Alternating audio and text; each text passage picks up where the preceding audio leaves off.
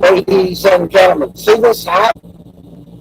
This hat was given to me directly from the Department of Environmental Protection Agency and the head thereof.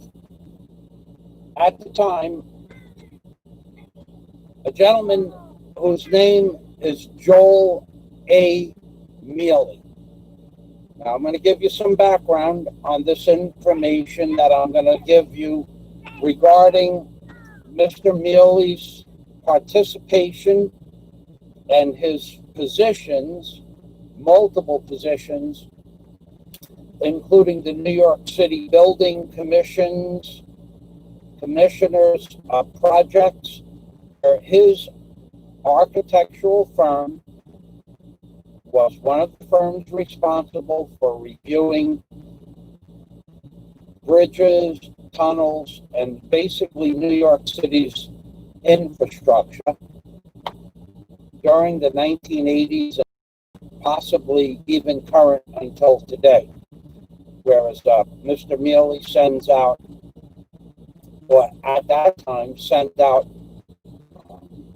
the students that were practicing architects and engineers to the different various sites that the New York City Buildings Commission would hire Mr. MIELE's students, and they would take video of the bridges, and rusting surfaces or spalling concrete and things of that nature. Then if Mr. MIELE decided for investigation to be done, he would go and inspect the projects themselves. Mr. MIELE was he was the smartest person that I ever personally met, possibly with one exception, Norm Tolson, who worked with Oppenheimer at the Manhattan Project and was a direct consultant of videography to the generals and to the presidents during the Manhattan Project and the atomic bomb tests thereafter, including the Marshall Islands, from what I could get from his ex-wife and daughter. So what I'm going to talk to you about today is this is not fiction. This is fact. So I've known the family, and I knew Joe, 62. I call him Joe. Anybody else that called him Joe when he became building commissioner probably wouldn't have said his day right. But I've known Joe since I was basically 7 years old, to the degree that our families didn't have to knock and wait for a response at the door. We would just knock and open the door and say, "I'm coming in." Okay, so this is not the norm, but of course, this is how well I knew Mr. MIELE. And this is how long I knew Mr. MIELE. So I have done, for the family, for the architectural firm MIELE and Associates, and for their corporations, I have done well over $100,000 worth of work for from the time of, like, say, 1974 to approximately 1988, at which point I stopped working for the family altogether because of a disagreement about a deposit that I should have received a commission on, and they, Joe reneged after a verbal agreement. So I never had anything to do with them again. Not that they needed me, but that just the man did not know how to do an honest business deal. Okay, so that I could prove with paperwork that goes back to 2001, but I'm not going to get involved with that right now. But what I'm going to tell you is that Joel A. MIELE, was probably, aside from Norm Tolson, the smartest person that I had ever known, as as a businessman, as a personal friend, as an architect for sure. And not only is this my opinion, but I could also give you some of his accolades if you will look it up. I remember my parents going to his ceremony when he was 40 years old, I believe. He became the youngest full commander in the Seabees. And the Seabees is an arm of the military service that oversees the construction, big construction projects, but especially bridges and floating bridges and big construction projects. And at that time, back in the 70s, Joel MIELE, when he got his commission to be commander in the Seabees, he was the youngest man to ever do so. It was a big party, and I was just a kid, but my parents went, and they thought it was a big deal, and they met a lot of very famous politicians at the party. As for the years that progressed forward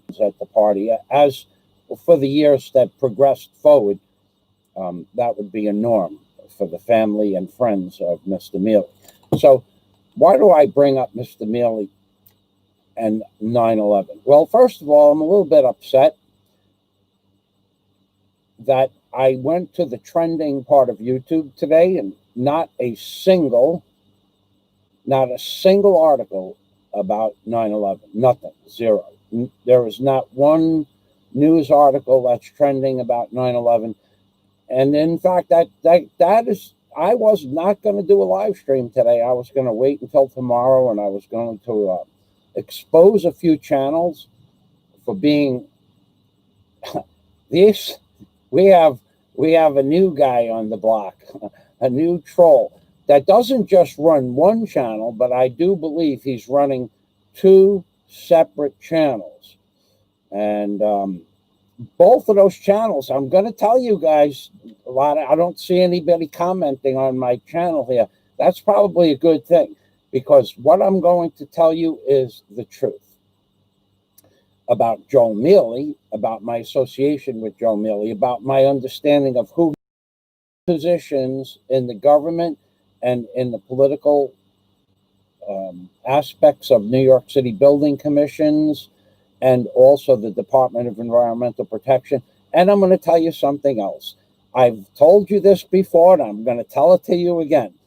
These videos by Philippines vloggers are being monitored by several police agencies. That was going to be tomorrow's show, and it may very well be tomorrow's show. But I am explaining this to you, that you people that are out there that are breaking quite a bit of rules, not just YouTube rules, but in fact doxing people's real names. I saw that happen several times, doxing people's locations. This is being noted. Now, before I digress back to the 9/11 Building Commission's report, Architects for 9/11, the report itself and why it took so long, which is ludicrous and in and of its face. I'm gonna tell you, there's a lot of police watching these videos, a lot. And not only that, I get feedback that they don't like the new guy on the block. They don't like him one bit. So you can believe what you want, and you could believe. I read a comment the other day. Why did you have to call the police on a guy? Why did you block somebody because he stated that you were a felon? If it's not true, why did you get so upset? Well, didn't get that upset.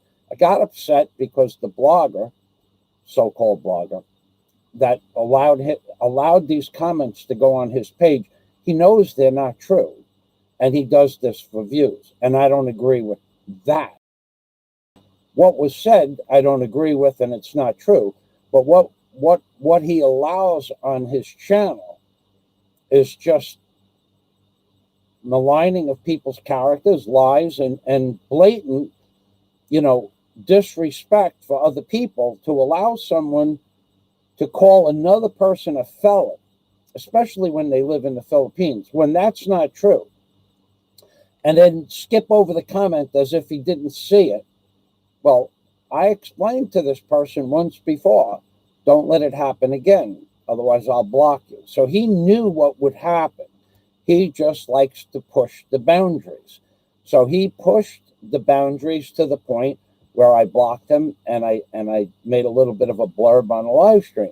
You people out there posting disinformation, you people out there that are lying and posting half-truths, or taking one small piece of information and embellishing it to the point of finding guilty of being a criminal when there is no sustenance or substance to the facts to that nature. You people just can't do that kind of shit and get away with it without at least someone mentioning it. And I am mentioning it. I am explaining to that new guy, who I don't believe is just running one channel, but I believe is running two separate channels, posting all kinds of videos and information about people that may or may not be true, but in most cases it's certainly not true. And you think that by posting all of that crap, you're going to defame someone like myself from my long-term subscribers, that my long-term friends and subscribers are going to spend 1 minute believing any of your crap? Most of my long-term subscribers know me for 10 years, and not once could anybody in 10 years going back through my videos find that I falsified or lied about anything, including the value of my house in Florida in the year that I stated the value existed. Okay? So what you people are doing is basically, by law in the Philippines, it's total slander, but morally it's not correct. Now, the new guy, we're going to give you a little shout out, okay? You think that by calling the hamsters, you think you're funny? Do you know that Mrs. Hamster works for the United States government in a very high security position? Do you know that if Mrs. Hamster decided to take offense to your nonsense, that probably something could be done about it? But besides Mrs. Hamster, I saw you attack Honeyco last night. She's an innocent 35-year-old woman whose videos I don't watch, nor do I care to watch Honeyco's videos. But I see you attacking her, and I know she does not deserve to be attacked in the vicious and malignant manner that you attacked her in. So, and if you think that's funny, I'm going to repeat this. I said it a few minutes ago. The authorities don't like you. The authorities watch your videos. The authorities believe you're a very sick person, even though people believe you're doing this to build up a channel. So far your viewers stagnated in the mid 60s, okay, for the last 5 days. So how's that working out for you? All the hate that you spewed, all 60-something videos that you spewed on one channel, and now you have a second channel. The first channel wasn't enough. I believe you have a second channel. If the first channel wasn't enough for you to spew hate on, you had to start a second channel and bring back stuff from 3 or 4 years ago. And then you hide or shadow your true hatred for some people in false hatred towards the same person or other people. Dude, you're not any better than your hero. And that's my opinion, and I'm sticking to it.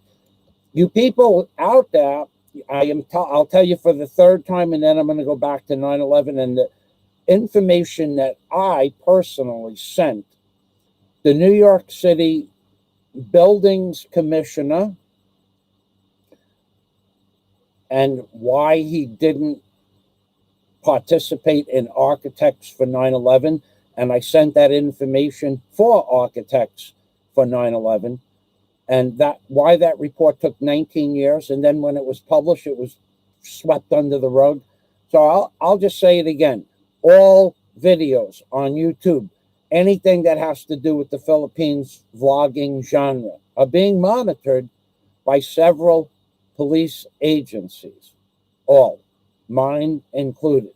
Hey guys, how you doing?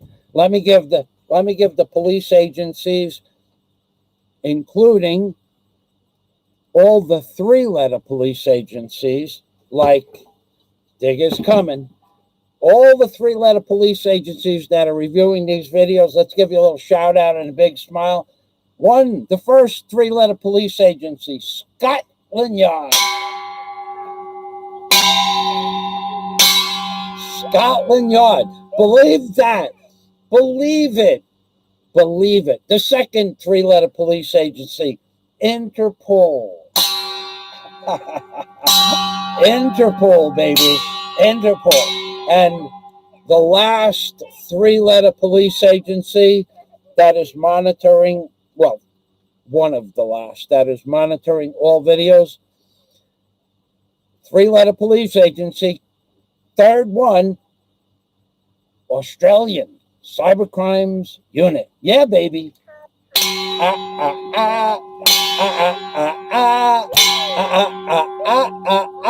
So you're allowing, so you people, you're allowing trolls to come on your channel and say anything that you want, anything they want, and you want to believe that's okay. Well, that's okay, because whether or not any legal justice will ever be served, you should understand that you all, and including myself, we all have files now.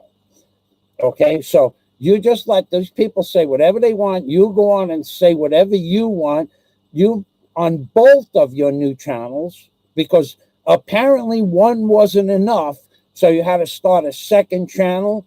I think, I mean, I can't be sure. I don't know where this second channel came from, but I did hear you say your comment to the first guy, the big guy from Germany. I watched and read your comment that you had been following Gary Kennedy for 4 years, and you've been blocked on almost everybody's channel. Was your comment that you've been blocked for almost 4 years? Apparently, you've always been a troll. Apparently, I mean, that just goes without saying. So, therefore, if you've always been a troll and you've been watching and blocked on almost everybody's channel, your words, not mine, for 4 years, then apparently you may be the person that has all of these videos that are now surfacing on YouTube. Because you, on more than one occasion, said that you have been blocked on everybody's channel for 4 years. So I don't know who you are, and I don't really care who you are, and what you say doesn't affect me. It's certainly not going to affect anybody that knows me, but you should understand that as public comments, I can repeat what I read, and I read that Gary said, thank you for subscribing to my channel, and you said, blah, blah, blah, you like Gary, but you also mentioned that you've been blocked on everybody's channel for 4 years. So I'm looking at the second channel that I believe that you created, and it looks like these videos go back 3 or 4 years. So you just keep doing that. I mean, you are doing nothing to enhance your lifestyle or life itself. I mean, you have mid-60s subscribers, and you got that really quick. Wait, let's give it a Warren H. 2 thumbs up, okay? Because, and then what? And then what? You do realize that people are just trolling you as much as you're trolling them. But to call out, to post videos that defame myself and my partner, Warren H., and my friend, Warren H., to allow someone to post other people's real names on your channel, and that's called doxing, to show videos of veterans, disabled veterans, and to show videos of how someone stalked a disabled veteran by going on Google and watching their house. That I don't know if that's legal or not. I don't know if any consequences will ever be, accrued because of that, because they're not looking at you per se. They have other issues here. But you understand this. That everything that you've ever said on YouTube has been recorded. Everything. Okay, so I could care less personally. You can't affect me by you saying, I'll give you one for instance, okay? By you saying that I got a man fired during the current lockdown. That's bullshit. That's just total garbage. What I did do, what I would do today, and what I would do tomorrow, and what I will do to anybody that ever works for me when I build the hotel, is I will not allow a man to come to work and do 20 minutes worth of work a day and get paid for 10 hours. Not only that, if I worked for a company and the man came to work and was a slacker, I'd let the guy go. I don't care about his personal foibles, his children, his family, his extended family. If I'm hired on a job, and I've always been hired on a job, and traditionally I moved right up to foreman. If I'm hired to run a man's company and run it efficiently, and there are men that are not doing what they're supposed to be doing, coming in late, getting high on the job, or slacking at every avenue of the day, I will let them go. Now, 4 years ago, two guys, were carrying 6 cement blocks to the 3rd floor using a wagon wheel. 6 in the morning, 2 men, 1 man on the bottom. He would bring up 6 cement blocks between 8 o'clock, when he got to work at 8:15. So from 8:15 till 11:45 when he quit lunch early, 6 cement blocks from the ground to the 3rd floor. The other guy on the 3rd floor would move those 6 cement blocks 75 feet. When they came back from lunch, which they left early and came back late, they would do 6 more cement blocks. They had 500 cement blocks were on the ground. 4 or 5 weeks went by, and they still had 175 blocks or so on the ground. And when the owner come, I told the owner what was going on. He knew. He already knew. And I even have video of the day that 45 minutes, 175 cement blocks went up to the 3rd floor. So, were they slacking? Yeah, they were slacking. There were about 9 men on the job. 2 guys were moving 12 cement blocks a day from the ground to the 3rd floor. So they were doing about 10 minutes worth of work. And the other 9 men or 8 men were working 10 hours a day, and they all got the same wages. So did I get somebody fired? I sure hope I did. Would I do it today? I certainly would, because as a businessman, I want to see you who critique me for getting somebody fired. I want to see you put him on the payroll. I want to see you pay him for 10 hours worth of work on your job. I want to see you pay him for 10 hours worth of work on your job when basically he does 20 minutes worth of work a day. And then I want to see you pay the second guy for 10 hours. And when they basically do 20 minutes a day. And then I want to see you on the job justifying that to the other 9 men who have to work and get the job done. How do you justify that? It's just easier to let them go. Now, even though it's not my money, when I work for somebody and they expect to get the job done on time, there's usually an incentive to get the job done on time. There might be, 1 minute. All right, hold on a second. There might be an incentive to get the job done early and a bonus. Hold on a minute.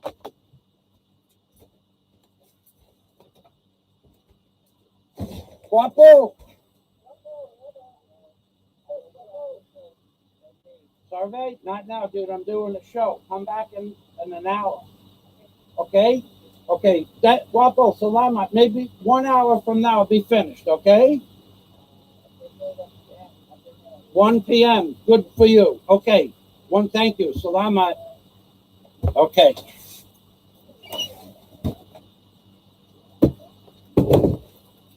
Okay, so what we got here, so what I'm telling you is that there might be like when I had contracts to get the job done, I had a contract to get the job done by the 30th of the month, let's say, whatever it is.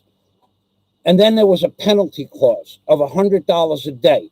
So let that guy who's critiquing me that wants to pay two men for 20 hours worth of work a day, for actually 40 minutes worth of work, let him run a budget on his job or his building or his construction site, and we'll see how long those guys last. So saying I got somebody fired during the pandemic, number one, that's a lie, outright blatant lie. I did that 4 years ago, and I could bring the guy in to this house right now, and he would agree with what I just said.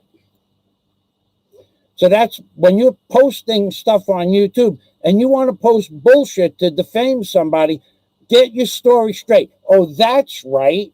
You can't get a story straight because you want to be the number one hate channel on YouTube. And you're working off the program of hate, disinformation, and total bullshit against people that have legal, just cause and businesses and reputations to abide by in the Philippines, not just the Philippines blogging community. And you defame us like that, I gotta tell you, they love that video.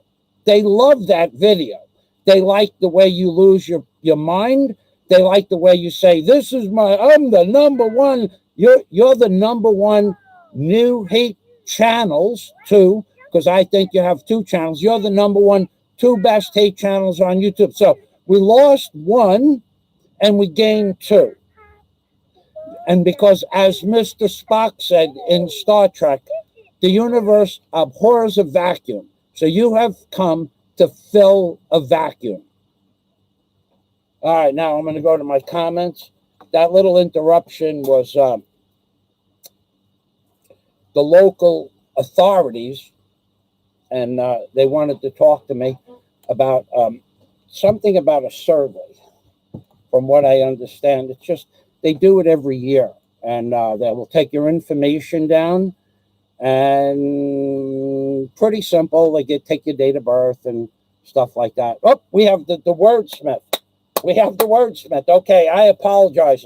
And then I'm going back to 9/11 and the architects of 9/11. The compilation of bullshit that the architects from 9/11 that took 19 years and then was whitewashed by none other than Mr. Trump and his vacation lockdown. So let's get to the comments. Go to the comments here. All right. Oh, we see Super Chat. John Escape. My friend, I know that you've been busy with your horse racing business. Thank you, John. Salamat. And say hello to the missus. I'll give you a call.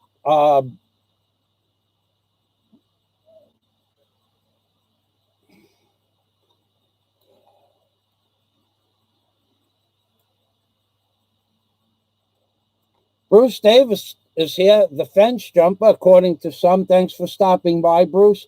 I'm not going to read every word and every comment. Yeah, say John escaped. No, none of the people that watch my channel are going to be dissuaded from watching my future videos. I'm going to give you enough information about Joel MIELE, Mayor Giuliani, the New York City's building commissioner, my personal interaction with Joel MIELE. In fact, I don't know if it's still there, but Joe asked me to build him an executive office table for MIELE Associates. This goes back into the late 70s or early 80s. And it's the same design that they use in several movies and probably in real life of what is when the CIA, the Secret Service, it's not a rectangle table. What we did was we took a table that was about 12 feet long, and it had I don't remember what wood it was. It might have been teak, because I remember using teak to laminate the outside of the table. So it was about 12 feet long, and we took like 7 inches off the end of each side of the table. Now you might know that this is still in his office. So the table was basically like rounded a little bit, and then I laminated it with teak. And later on, I saw that, I don't know why it was a square table, a beautiful table. It was a very expensive table to begin with, but so if you ever go into his office and that table is still there, I'm the guy that built that table. Him, myself, and his son did the carpentry on that, Joel Jr. So I know these people, and I know what he was capable of, and I know his degree in engineering. He was one of the smart. You don't get to become in charge of all major construction projects from Maine to Georgia and from New York City to the Mississippi River, I believe. That was his territory for major construction jobs in the armed services. And then come up with the conclusion that jet fuel that burns at 475 degrees tops, unaspirated, melted 4.5-inch thick steel beams filled with reinforced concrete with 2-inch high tensile strength steel inside it. And yet you can have a barbecue in your backyard for 15 years and charcoal that burns at 1200 degrees doesn't even melt the bottom of the barbecue. Really? We're going to get involved with that in a minute. So, and why was he not part of Architects for 9/11? Well, I'll tell you why. That's right, Bruce. He's talking about everybody, and he didn't make a lot of friends. He didn't make any friends. He just accrued a lot of trolls, Bruce. Thanks for the comments.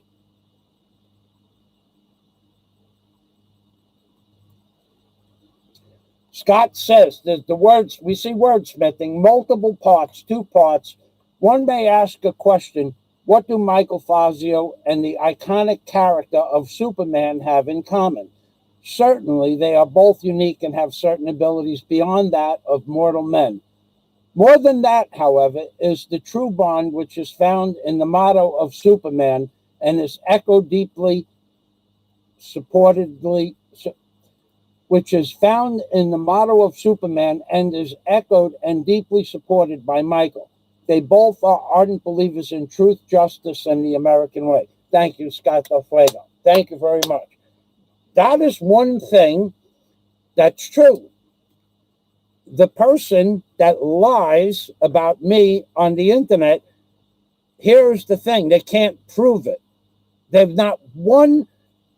There was another lie going around the internet on how I never owned a $1.2 million house when I did. There is not one, even 1,000th of 1% that what was posted on the internet against me or stating that I lied about the value of my house has not one iota of truth to it, according to what I stated in my explanation of how my house was worth $1.2 million and when. So everything that you see was taken out of context or out of a time frame or in a different. The guy was talking about somebody else that wasn't even me that owned the house and skipped out on the mortgage. It wasn't even me. And yet he made me sound like I skipped out of the United States after defrauding the mortgage company. Well, if that's the case, how did I get a passport? Not just from America in 2005, but how did I get a new passport in 2014 from the American consulate in the Philippines? How did I get an NBI clearance? How did I get a tax certificate and an NBI clearance? How did I get an NBI clearance to import commercial goods into the Philippines if I had a felony record or if I was running from the law in America? How did I get back to America in 2016 when I was told I would be blocked from getting into America? How did I get back to the Philippines? You see, the guy, the new hater that's running not one but two channels, because one wasn't enough for this guy, that new guy is following the same footsteps as a guy who doesn't know what the truth is or can't discern what the truth is, or on any given day the truth changes. Just like the stories about how the World Trade Centers fell. So let me go through these comments real quick, and we will talk about how the World Trade Centers fell and how they could not have fallen, but they did fall, and why it took 19 years for the 9/11 Commission report to take place, and then miraculously, the same day the 9/11 Commission report was released. 19 years, really bullshit. And that day was the day that the the COVID virus became a worldwide pandemic. Okay, that same day, really? That wasn't a coincidence, right? And the whole 9/11 report was basically whitewashed, but it was bullshit from the beginning. And I know that for a fact, because I gave them enough information. Jack Thompson, baby. USA, USA, USA. Jack, thanks for stopping by. Salamat. I appreciate that, Jack. You know I've been trying to get in touch with you. I've been trying to get jacked up for the last 4 days. Nobody answers the phone anymore. Thanks, Jack. Wait, let's just give Jack a little. Jack likes Digger because Jack's a real man.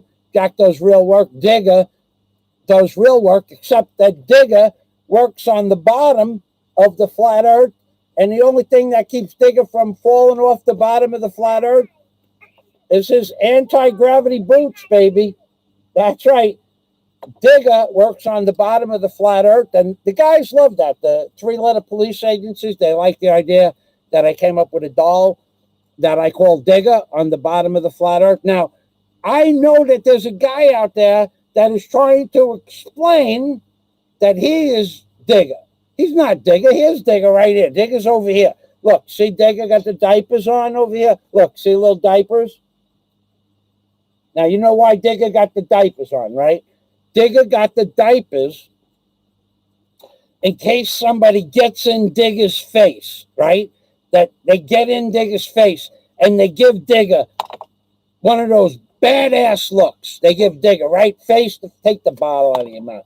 And they give Digger one of those badass looks, right? And they growl and they grit their teeth and all that other happy horse shit. Digger got the diaper in case when that other person, the tough guy, gives Digger the ugly face, the big tough guy face, the look of that kind of Digger got the diaper. He's prepared. Like a Boy Scout, he came prepared. When the guy gives him that face where Digger pisses in his pants, Digger got a diaper. Digger got a diaper waiting for you.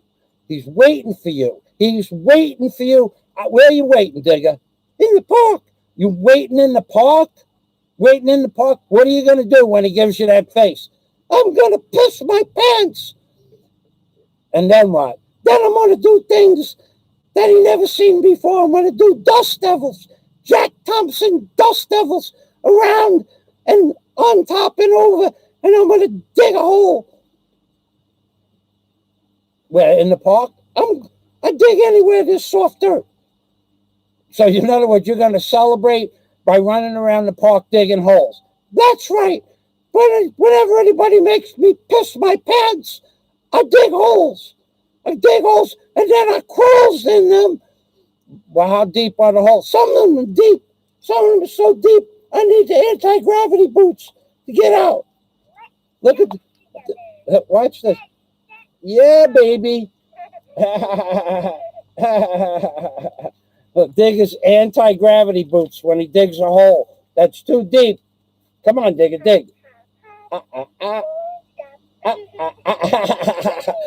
So that's what Digger's going to do. Digger carries Digger's diaper. Let's just call it Digger's diaper. And Digger carries the diaper so that when the tough guy that says he's going to make a face so bad, so evil, so mean-spirited, that Digger's going to piss his pants, Digger will be prepared. But remember, where are you going to do this, Digger? In the park. I made plans to go to the park, but nobody wanted to participate in the park party. So did that bother you? Yeah, baby. I carried this diaper around for nothing. All right. So Digger is prepared in case anybody gives him that mean-ass, nasty face. Got a diaper ready. He's waiting for you in the park with his diaper. Oh, let's get back to the notes. See more super chat. John Escape hits me hard with another $1. Big dollars and $2 and $1 and plus soon Warren and I hammered out the details for a couple of projects we have in the very near future, not distant future, very near future. There will be some changes. So let's say salamat to John Escape, salamat to Jack Thompson, and salamat for warning Digger that he's going to need a diaper when you make him piss in his pants with the face that you're going to give him. Digger is scared. You scared, Digger? I'm scared, Michael Fazio. How scared are you? I'm so scared I carry around a diaper in case that guy gives me one of those scary faces and I piss in my pants. Digger, are you really scared? Yeah, baby. I'm scared of what I'm going to do. All right, Digger, wait, that's enough. Well, hold on, Digger, before you incriminate yourself. What do you think you're going to do? I'm going to dig so many freaking holes in the park. They won't know where to look for me. Maybe we could make sandboxes out of the holes. Do whatever you want. There's going to be, I'm going to dig.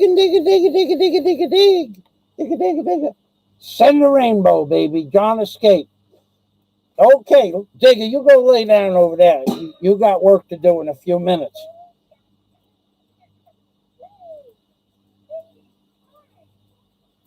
That's right, baby. Jack Thompson said, on this evening, September 10th, 2001, many men and women went to sleep not knowing that they wouldn't live past 10 a.m. the next morning. And also, I will add to that many men and women got the memo, don't go to work, especially if you had a menorah on your front door. We'll leave it at that. So then we're going back to Joel A. MIELE, Architects and Engineers. You can look that up. Call him up. Tell him his son I said hello.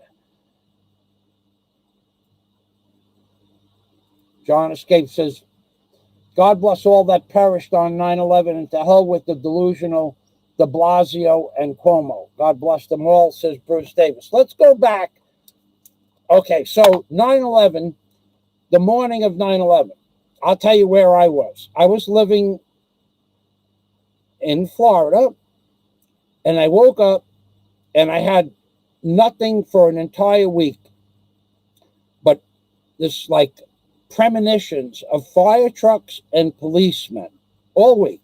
Then that night, I went to sleep on September 10th, and when I woke up, I said I had a dream about like thousands of firemen and police and sirens. I had no idea what it meant. So I left the house, locked the door, and I said, I didn't write in my journal. And I have that entry in my journal somewhere in a book, if the book didn't get eaten by termites, because termites ate my freaking books. So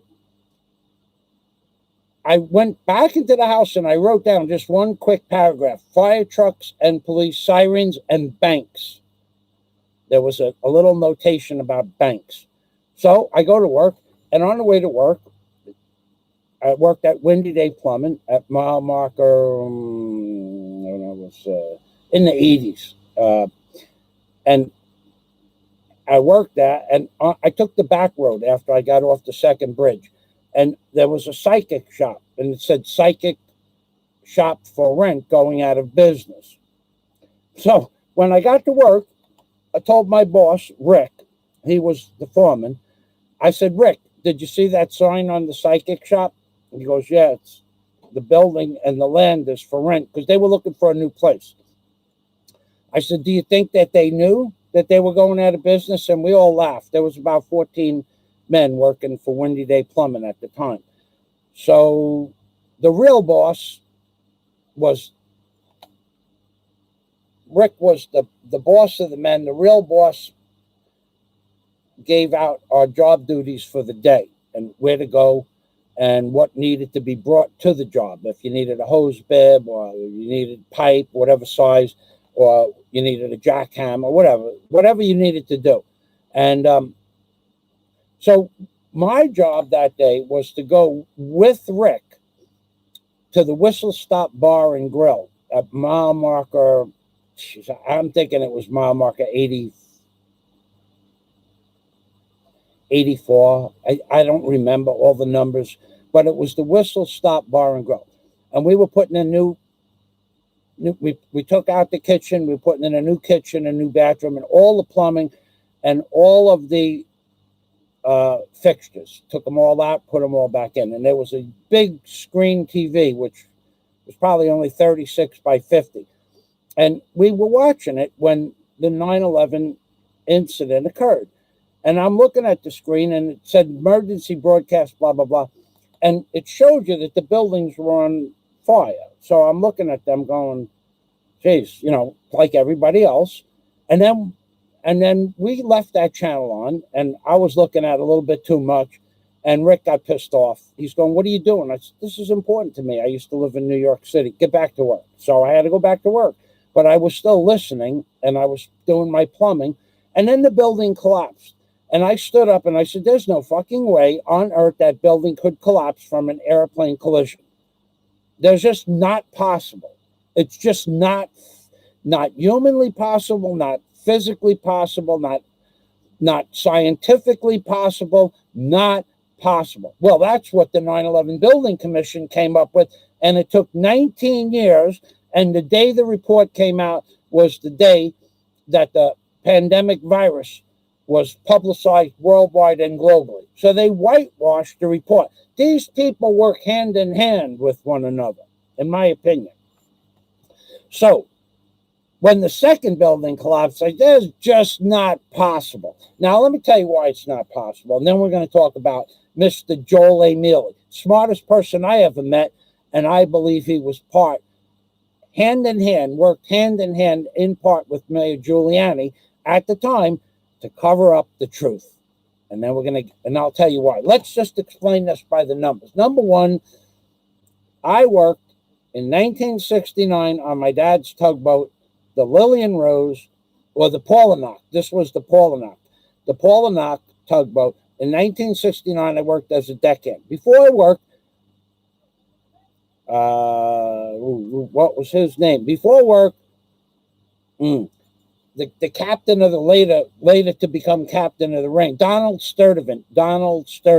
Before that, Donald Sturdivant and I, we would get to work at 5:30 because Dad had to start the tugboat. And maybe he'd have to move some anchors that he would do early, and he'd just put in for the overtime. But our work started at 7 o'clock. So Dad, we got to the job at 5:30. So Donald Sturdivant and I would either go to hang out in the cemetery and have our coffee in the financial district. There was a little teeny cemetery. It's like very small. It was a Tribeca area. We'd walk around, or we had our work vests and work boots and hard hats. We would just go up to where they were building the World Trade Center, whatever floor was being built at the time. So before they put the windows in, and there was no security. You just jumped on an elevator and went up to whatever floor you wanted to. They didn't have police security. Anybody that wanted to go up or down any elevator at any time of the day or night could do so. So we would go up. In this case, it was the 89th floor. That's where they stopped putting in windows, and they were still building up.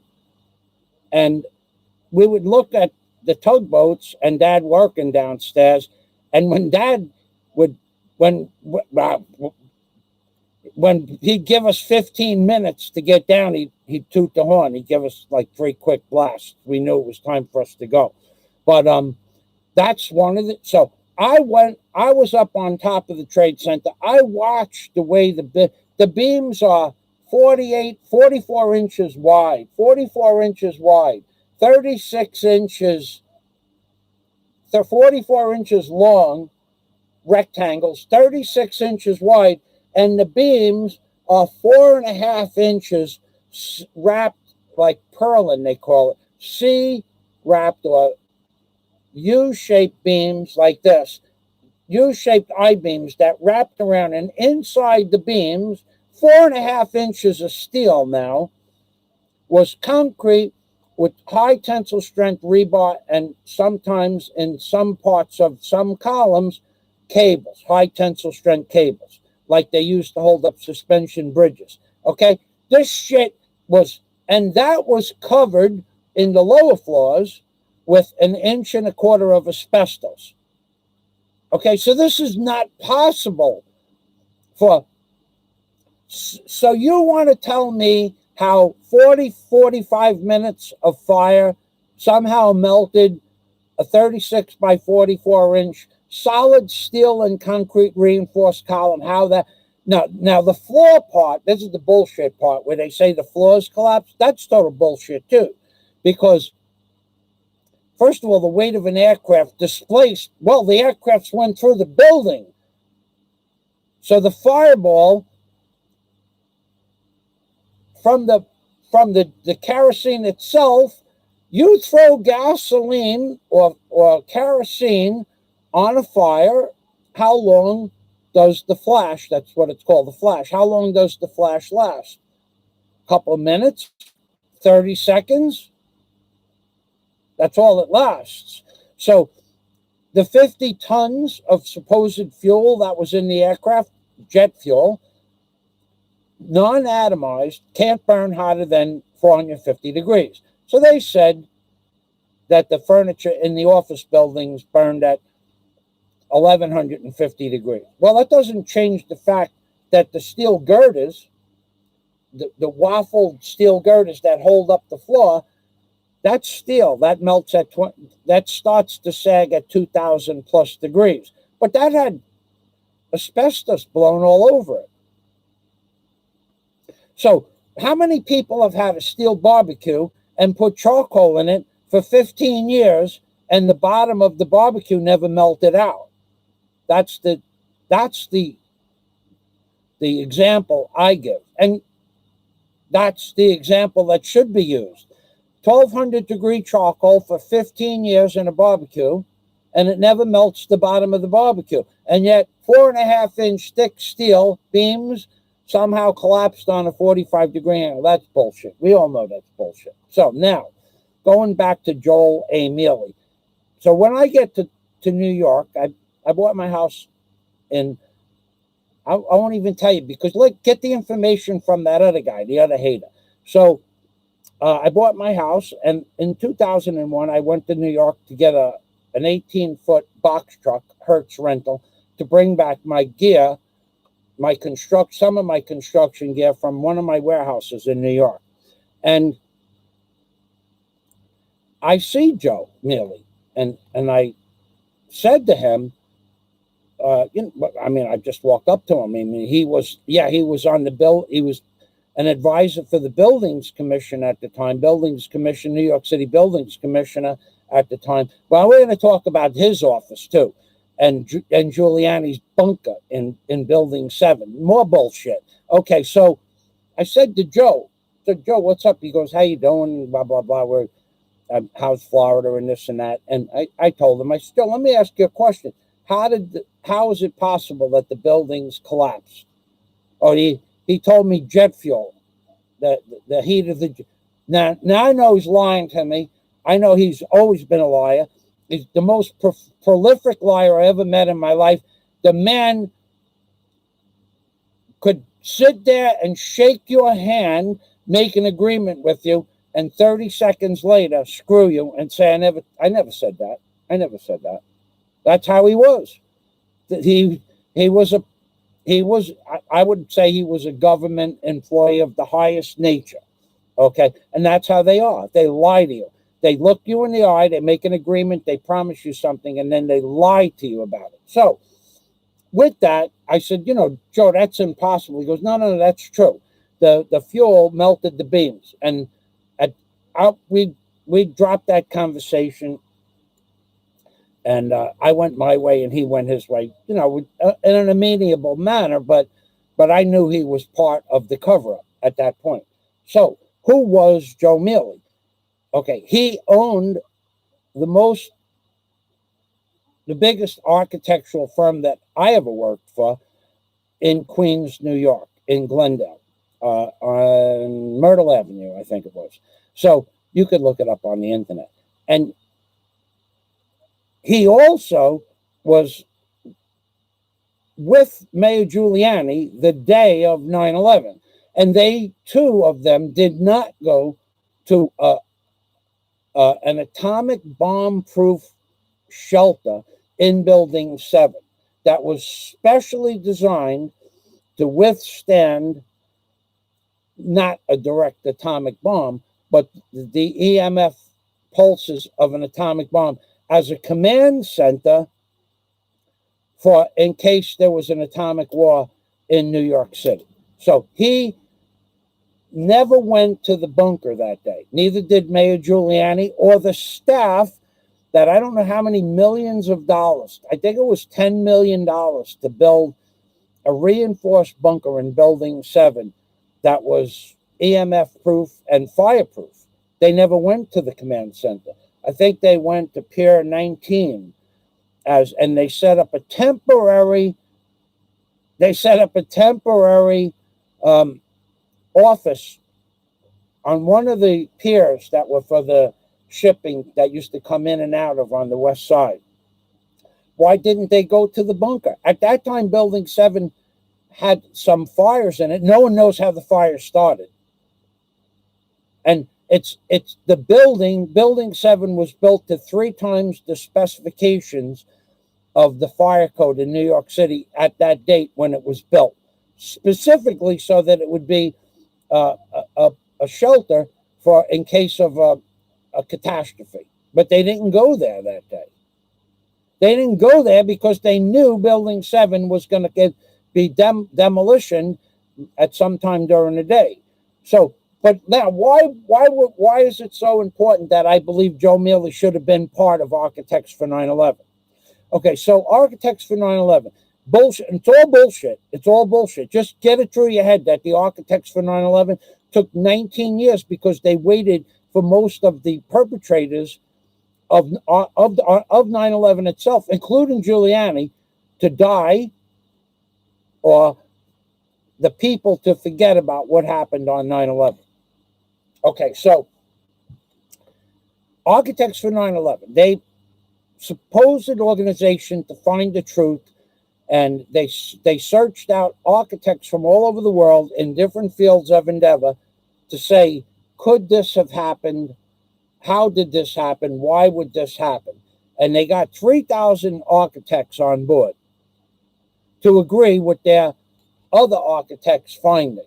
But they never once in 19 years published their findings. So I sent them Joel A. MIELE's and associates credentials and identification and his office information and who he was, and that he was a full commander in the Seabees, and he would be a valuable asset to the Architects for 9/11. I never got a response. I sent it out to several agencies that were reviewing the information about, never got a response. So back then I went back in 2006 to New York, and I says, how come you never became part of Architects for 9/11? He goes, oh, they don't know what they're talking about. And at that point, then I knew for certain that he was part of the official cover-up. So I did some research, because at that time I was online, and I researched an article that happened in the papers a couple of days after 9/11 happened.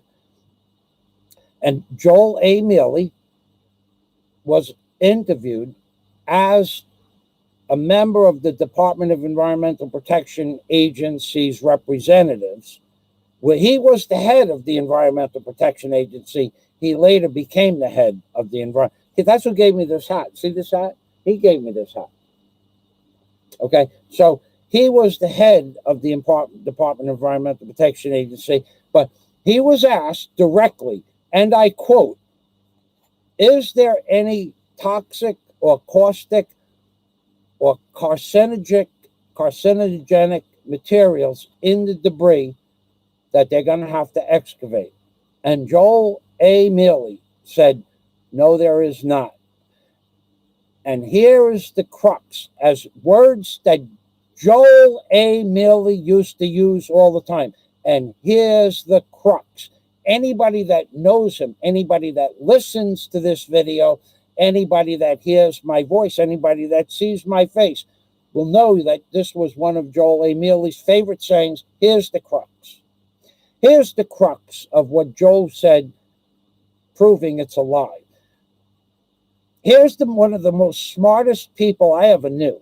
He could read an entire random books, like 400-page book in an hour and a half. He just skimmed through it and knew every word. But he knew every aspect of architectural engineering for bridges, tunnels, marine construction, everything. He knew everything. He was an encyclopedia of knowledge. Okay, here's the crux. Joe was asked, are there any carcinogenic materials in the debris? And he said no, knowing that in the two buildings combined, or three buildings at this point, there's over 1 million fluorescent light bulbs that had mercury vapor and residue in them, and all of the plastics and Bakelite materials and wood and paint and exotic paints, they were all smoldering in the ashes. That's all carcinogenic. And he said, no, there's not. There's no reason for respirators, and there's no reason for anybody to worry about a carcinogenic material. Well, let me tell you what happened to Joe. Do you want to talk about karma?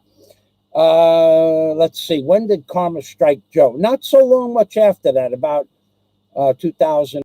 I think it was around, could have been right around 2009.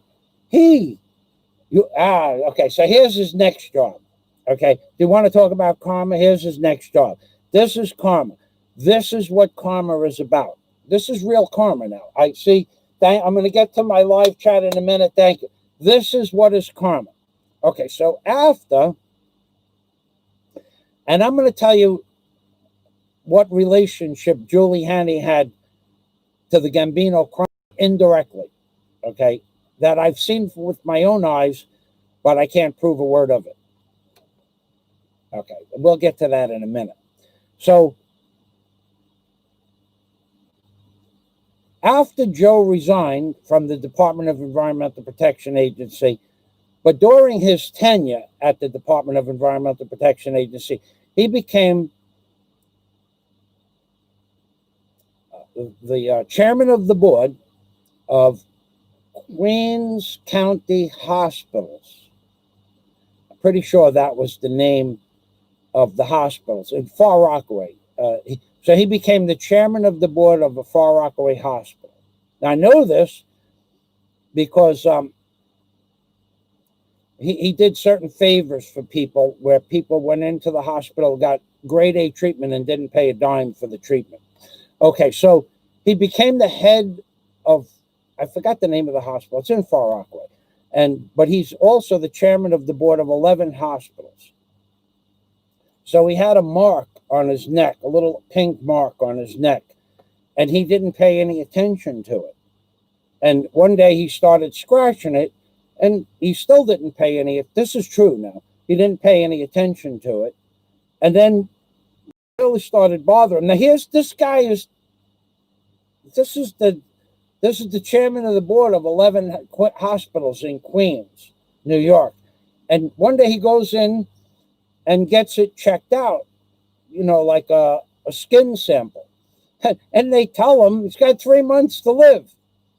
Cancer went into his lymphatic system, and he's got 90 days to live. And that's when he died, 90 days later. Could have been 6 months, but they gave him 90 days to live. Now, this is karma. This is what I believe to be karma. Here's a guy that is responsible for tens of thousands of people getting cancer and dying from the carcinogenics in the debris. When he said there's no reason to wear a respirator, there's no reason for anybody to worry about the dust settling in the lower Manhattan area. And now he's the head of 11 hospitals as the chairman of the board, and he has a little mark on his neck that he doesn't pay any attention to. And when he does go in, they say, you got 90 days to live. That's karma. That's what they call karma. I mean, if there was karma, that's got to be what karma is. And he did die. He died when they said he was going to die or thereabouts. Now, is it karma? I don't know. Is it just fate? I don't know, but I believe it's karma. Now, how do you become the head of 11 hospitals? How do you are the smartest person one of the smartest people in the whole damn world, in charge of every construction project in half of the United States, maybe half the world, and you believe that jet fuel that burns at 450 degrees is going to melt 4.5-inch thick steel beams, 44 inches by 36 inches, with special reinforced concrete, tensile strength rebars up to 2.5 inches thick, with cables and turnbuckles and all that other crap. And then that stuff is going to melt and break on 45-degree angles. Here you go. Here you go. Here you go. That's what I think about that story. Oh, let me go back to the. Oh, we got super chat, baby. We are. I want to talk to you, Scott. I got something to tell you. I don't know that you're going to be happy about it. Nothing between you and I, but I saw some interesting stuff this week about you. I copied it. I'll send it to you. Okay, Scott de Fuego. May those that plotted, planned, or in any way allowed or condoned the 9/11 massacre be consumed by the horror of the ghosts by those who died. Yeah, and that's where we were just at with Joe MIELE. He had to live with that. There were some things that I could tell you about him that would just shake your boots, but I wouldn't, because some of the stuff is confidential, and I just wouldn't say it because it wouldn't be right to say it. But I know stuff about Joe MIELE that would rock the world. Okay, the first responders being demonized ran in to help, never to run out. Willingly, they gave their lives to save others, and those that now degenerate them should be ashamed. Now, Scott has a point. Now, one of the things that upsets me, and I can't find this video, is that I went, when I had to get my passport, because I mistakenly put it in a container on the way to the Philippines. I had to get a new passport. Well, not so far from where the passport office is, on the way to the subway, the C train, is the memorial for 9/11 in an old firehouse. And I went in there and I looked. I did the whole. There's all kinds of displays. Fire trucks from the 1700s, 1800s, the fire hats, the pump trucks in miniature, and some original pump trucks from 150, 200 years ago. And how the fire, there's thousands and thousands of items of fire nomenclature, firemen's boots, vests, the original air tanks, masks, the gear that they would go into a fire in the 1950s with, and the gear they'd go into a current day fire all suited up, with positive pressure suits. Anyway, where I grew up in Howard Beach, 7 people, some I knew and some I were friends with and some I went to school with, 7 members of the community from the Howard Beach, the square mile of Howard Beach, 7 members died in 9/11 that day. Now, the closest person that I was close to and friends with, his name was Ray. I'm not going to mention his last name. But anyway, saw a picture of Ray there. But the point is that their families were paid off to not say anything about the explosions and stuff like that. And they would not talk about it. They did not talk about it because it was their child that died, the father. And Ray's dad and my dad were born like 50 feet apart in the same year on the same beach. And our families were intertwined from going back into the 1929 when my dad and his uncle, actually his uncle, his father was born a few years later. So, but our families were intertwined since 1929. And I knew the dad, and he knew me because we had businesses right across the street from one another. And I won't tell you what business he was in, but he had a legitimate business. And we were friends since I was born. In fact, Ray's dad used to babysit for me when my dad and mom went out on the boat or when they went away for the weekend. I would live at Ray's house. So I knew these people. They would not talk about 9/11. Okay, so this is the whole aspect of 9/11 from start to finish is just basically bullshit, especially architects for 9/11. And then to come forward into present day, that the same day that they release the report, the pandemic starts, and no mention is made of 9/11. And now you go onto YouTube and go to trending. All you see is go Google trending in YouTube, nothing but videos, music videos, bullshit videos. Now Google 9/11 trending. And what do you come up with in Google? 9/11 music videos trending, or videos with the number 9/11 in them, but nothing that has to do with 9/11. And you people suck this stuff up like it's sweetened candy. I don't understand how so many people can be so stupid to not understand what's happening around you. And then this pandemic, every country, every mayor, every politician in the entire world except Sweden went along with this.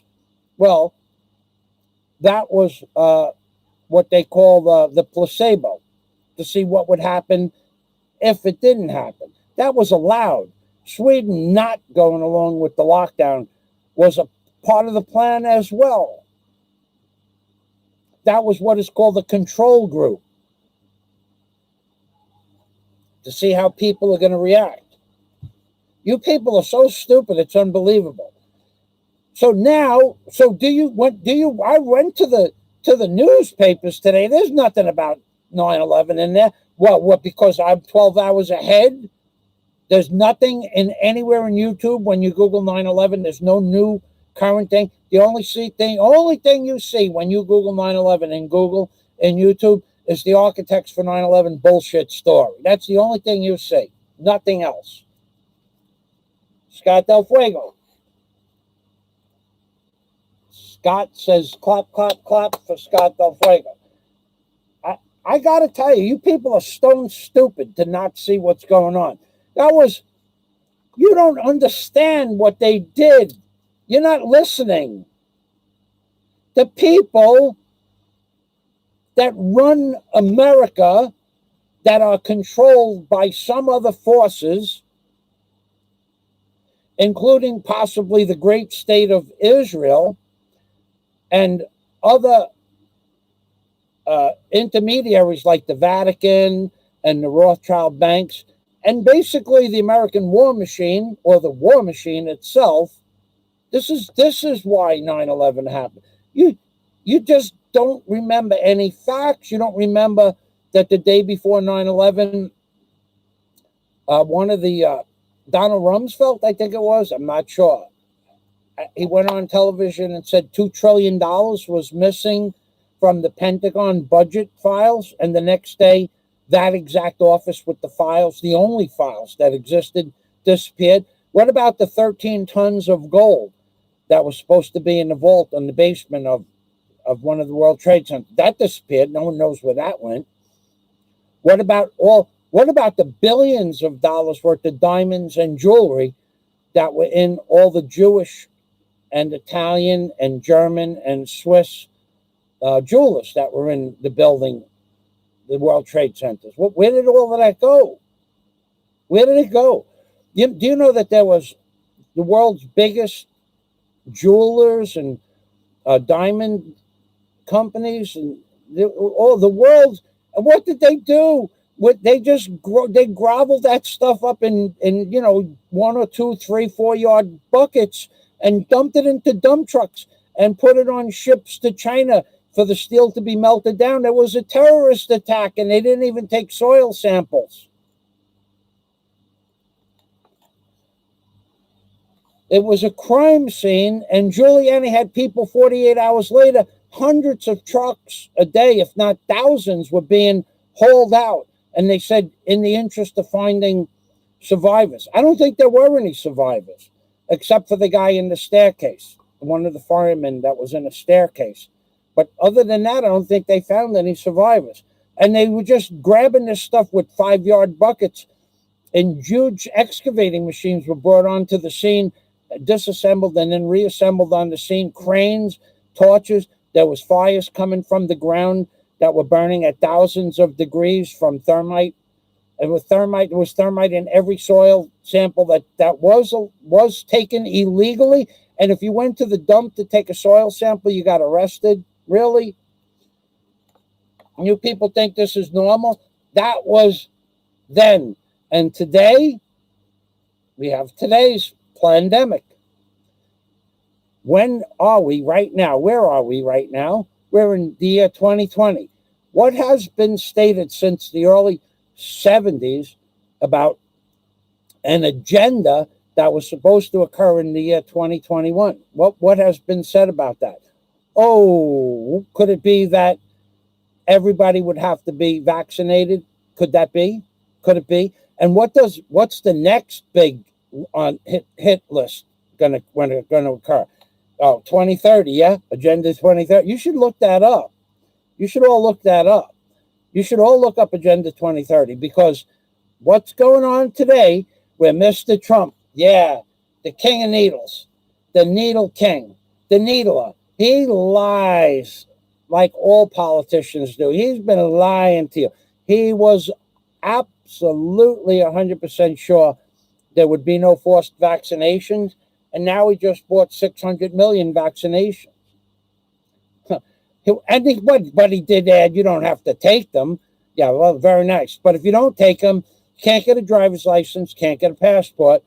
And if you get into a car accident and you need hospitalization, the hospitals won't accept you into the hospital unless you're vaccinated. That's one of the new rules that they're implementing worldwide, especially in Australia. Yeah, baby. Oh, man, the shit that goes on in this world that you people are not aware of. The first responders, says Scott Dos Fuego, that you people are not aware of. The first responders, says Scott Dos Fuego. The first responders being demonized now ran in to help. The first responders being demonized now ran in to help. Never to run out. Willingly they gave their lives to save others, and those that now degenerate them should be ashamed. That's true. John escaped. I was at the stables at Aqueduct when a news flash said a small plane may have hit the towers. And then 15 minutes later or so, the shit hit the fan. Wow, 15 minutes later or so, the shit hit the fan. Wow, you were less than, you were only about 98,000 feet from, you were really close, dude.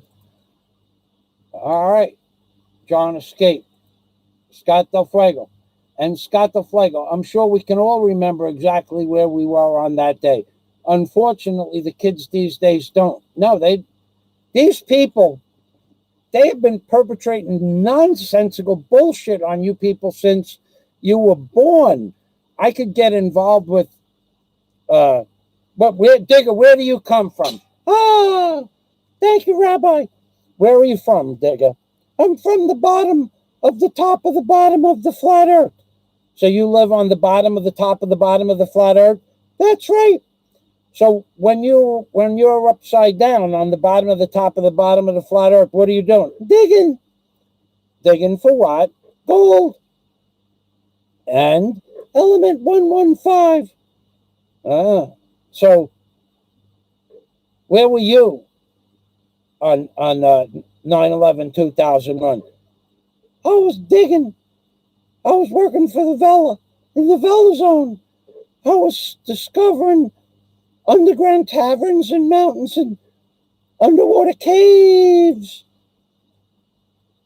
So you was working, but you remember that day? I remember that Dick Cheney and Bush, they dug a hole for themselves, but they got out of that hole. And how deep was the hole? The hole was all the way to the bottom of the top of the flat earth.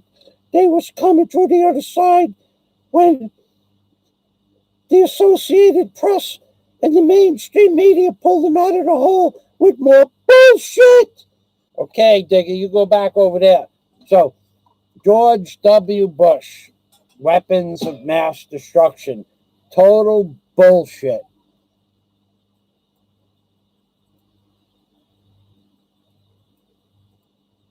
Scott says the kids these days, unfortunately, they don't remember. The news cycle, Scott, also the news cycle, you have a news cycle of 15 or 20 minutes now. There's no more news cycle where the news would last 3 or 4 or 5 days. There's no more news cycle like that. The news cycle is, they just keep fluttering these people with bullshit. I mean, how many people will watch every article that's thrown up in their face when they go to what is this? When YouTube Premium? When you have YouTube Premium, it gives you suggestions. What are the suggestions? Old Columbo clips, old Fantastic Four clips, old Incredible Hulk cartoons. They give you bullshit, total bullshit, as suggestive videos. I don't want to change the channel because I don't want to lose the stream.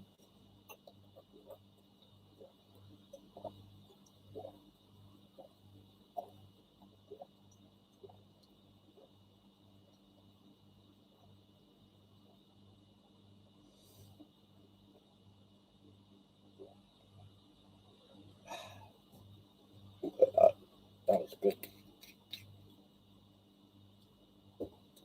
So if you go to your like what do they call subscriptions page, right, where you see this thing, what do you see?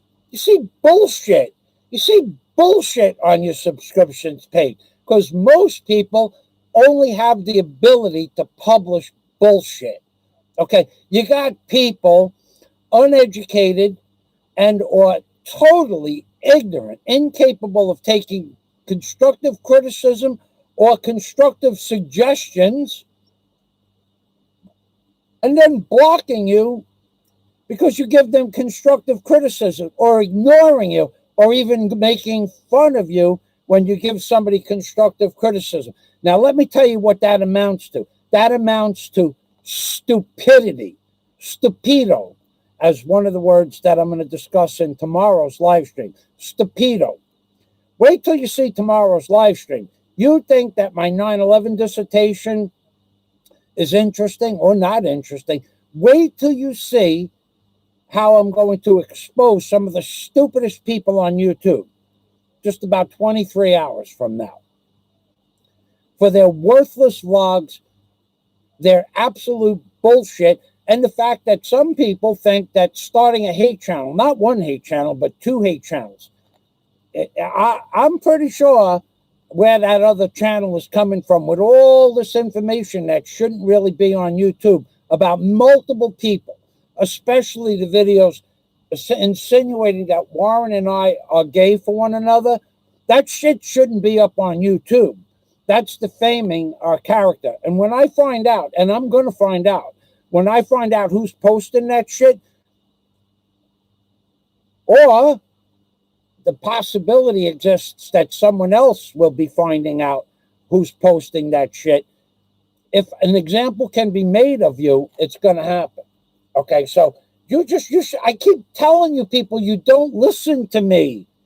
I'm telling you that the Australian Cybercrimes Unit is watching every video from the YouTube vlogging community, especially if a link is sent to them to suggest to watch a person's channel. The Australian Cybercrimes. The Sutherland Police is watching for a different reason. The Cybercrimes Unit has a whole base of intention, so to speak.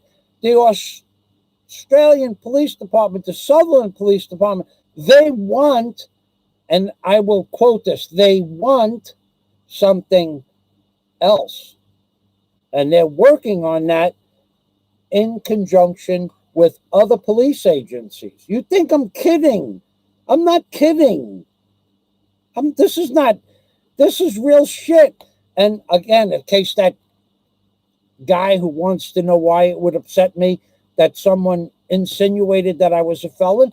First of all, if you want to be a piece of shit and come on YouTube and accuse me of being a felon, at least have a channel and show your face, where you live, what you do for a living, like others do. Not just myself, but many other people.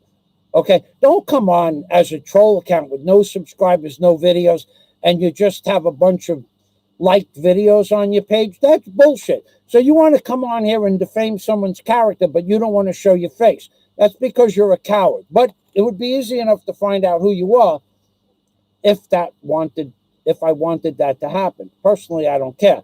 I just blocked the guy who let you post that shit on his channel, and I blocked you. And I'll block the next guy. And I'll block everybody. I don't care if only just 15 or 20 of my friends come to my channel and watch my videos. I don't give a shit about that. Not going to affect my income one iota. I got to tell you that in advance. Nothing that you people do or say is going to affect any of my long-term friends. But it is going to affect you. And that's happening right now. That's happening right now. So you want to come on and say shit? Be my guest. Say shit. Say all the shit you want. You want to come on and name names and demean innocent people like Honeyco? What the frick has Honeyco ever done to anybody?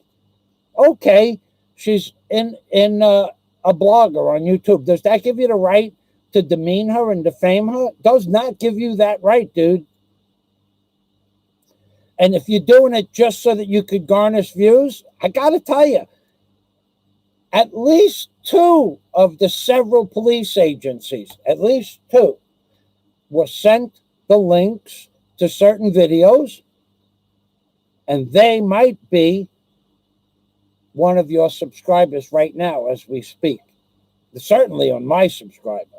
Certainly Warren Hunt's subscribers. Okay, they're certainly watching me and Warren, and now they're watching you. And they don't like you. I'm going to give you a little piece of inside information. They think you're a piece of shit. I got to tell you, and that's the truth. I'm not making this stuff up. They don't like you one bit. They don't like either one of your channels. If you're the guy that posted the second channel, and they copy that shit too. You know what? They even have most of those videos already in their venue, in their queue, in their files, in their drives. They already have But what they do is they copy a second copy on a second channel. If a second channel posts that shit, and if a third channel posts that shit, they'll copy the same video 3 different times. Because when they come after the people, if they go after, when they come after, if they go after, they'll have 3, not 1, not 2, but they'll have 3 proofs that somebody is fucking up on social media. That's right, John. They only know about 9/11 because there might have been a 9/11 Xbox game, which I don't know is true or not. Since I was born, I may have spent less than a minute playing video games. Bruce was at work when told about by his boss. The Sears Tower, now Willis, and Hancock were sitting ducks. Fighters maintain a high overwatch, only things in the sky. Frightening days. Okay, so the Sears Towers, which are in Chicago, and Hancock Building, which was the John Hancock Insurance. John Hancock originally was a bank, and then they became an insurance company. They also built very large buildings, and they were in, because no one knew how many planes there were. This is all bullshit. You go back through the history of 9/11, you find out it's not possible that all of this shit happened the way it is. Scott says, my daughter was supposed to be born and ended up waiting a few days. Wow, that would have been trippy. Have your daughter born on 9/11? That would have been interesting. Jack Thompson says, light a candle for the New York City Fire Department. I got to find that fire. I have videos of New York. I have videos of myself and one lonely farmer. I have videos of my warehouses in New York and videos of where I walked several miles for a bus on an icy grass field with hundreds of snow geese. I got to find those videos. They're pretty cool. From last year. It's going on 2 years now. Imagine that. Year and a half ago.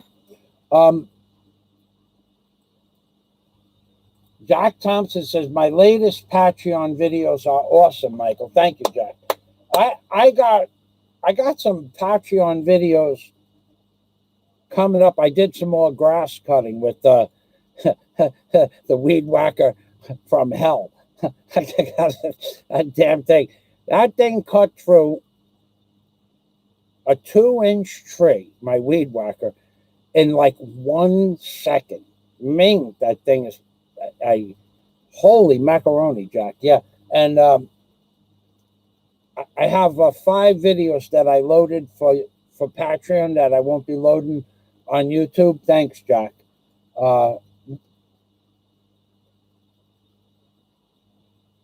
I don't think I'm going to put the 2 of the 7 that I loaded last night. I'll send it to you. I will send it to you. I have a video of some private laughter. I'll send it to you. Of course, I'll send it to our immediate friends on the normal mailing list. You guys are going to get it. Gary B. from Arizona is going to get it. Couple other people, but yeah, I'm not going to. I did make some videos that I wouldn't post on YouTube. There's nothing. They're loaded to YouTube. I could post them and have an income coming on from them, but I won't. But these are some funny ass videos. Where do you see them? Okay, it's about and I'm going to tell you what the theme of the videos themselves is. Jockage. Okay, jockage. I gotta tell you. So I gotta tell you, one of the funniest videos I ever seen.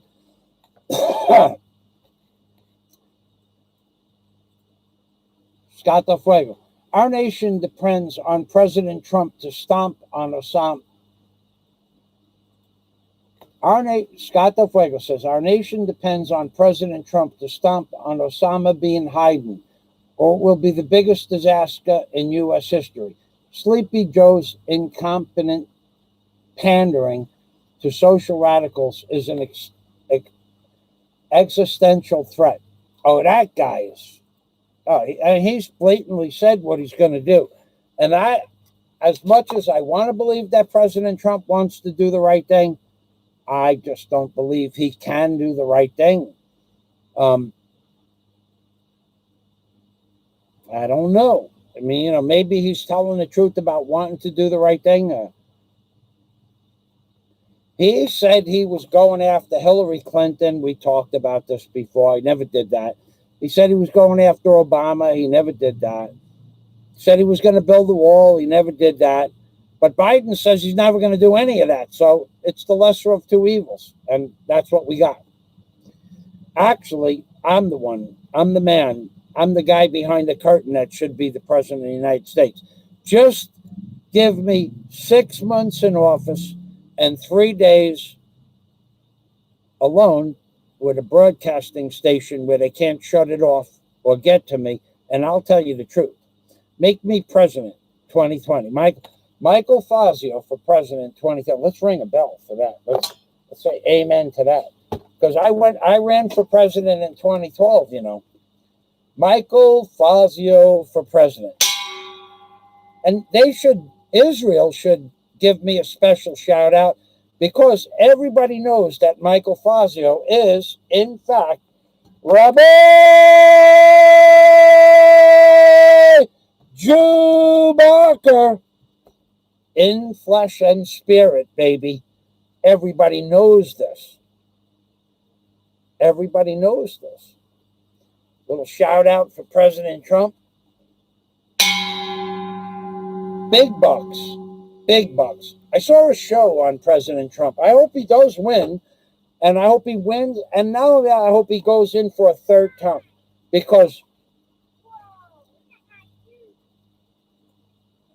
Biden, oh God, it goes back. Now we're going to start talking about Hillary Clinton, Anthony Weiner, who did 18 months in jail for sexting a 16-year-old girl, his wife, who didn't go to jail for destroying government servers and computers, Mrs. Clinton, who didn't go to jail for destroying government gadgets and computers and 30,000 emails. And Trump said he was going after all of these people. He never did any of that.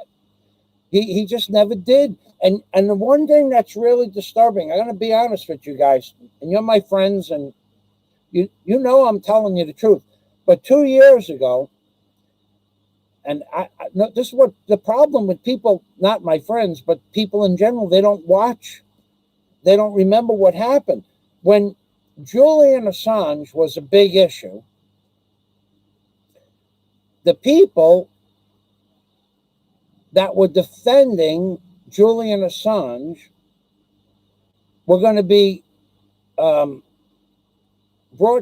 to court for defending Julian Assange's position.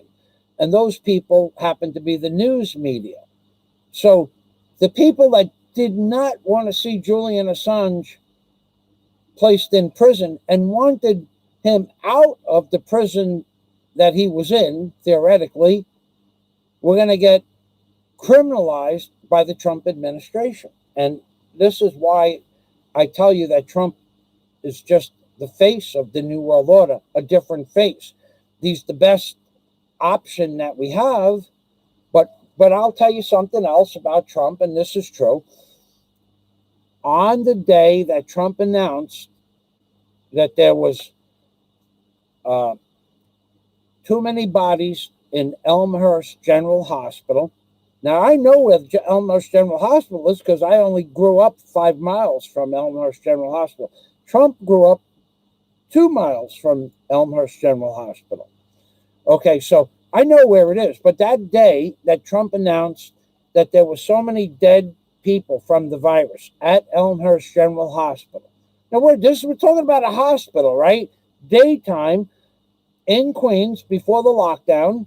Trump announced there were so many dead bodies in the hospital that they had to bring in reefer trucks, which are refrigerated trucks that refrigerate vegetables at a certain temperature, or frozen foods.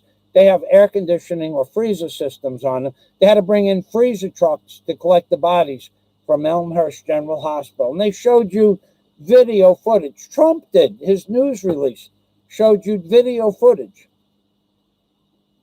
of the trucks behind the hospital. So like 4 or 5 people said, let me get a scoop on this. And they went to Elmhurst General Hospital that same day. While Trump was given the speech, they went there and the hospitals were empty. No trucks in the parking lot. No bodies. Nobody in the morgue. It was just a regular day at the hospital. Nobody in the waiting room. Nothing. So if you don't think that Trump is part of the problem, you're not paying real close attention, because this progressive situation about the vacations and the vaccinations, I got to tell you, they're going to make everybody get vaccinated or you won't be able to do anything. And they'll make it so that the vaccination will be trackable, where you can't even just say, well, give it to the dog, or you take my vaccination. You're going to make this happen. Not to everybody, but they're going to make it happen. I can give you an example of who I'm going to be meeting besides my 1 o'clock appointment. Warren, if you're out there listening, I'm going to go do that thing this afternoon. Make that video. But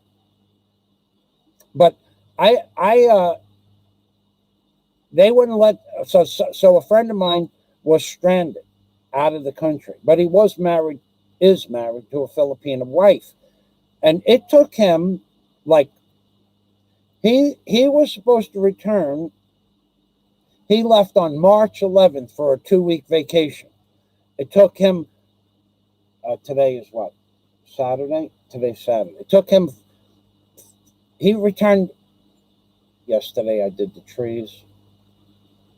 Yeah, yesterday. He returned yesterday morning he returned May, June, July, August, September.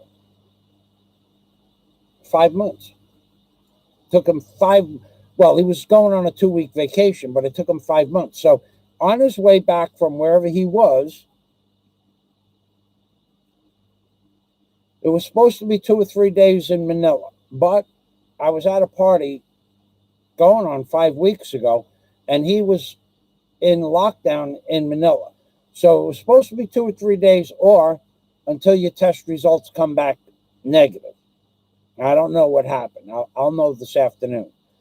And I'll tell you what happened, but I won't tell you who and where. But anyway, so 5 weeks ago, got to be going on 5 weeks, he was in Manila, arrived in Manila, and it was supposed to be 2 or 3 days, and he got home yesterday. So 5 times 7 is 35. He spent 2 14-day convalescence in what do they call that? The quarantine. I guess he spent at least 2 sets of quarantines, one in Manila and one in Bohol.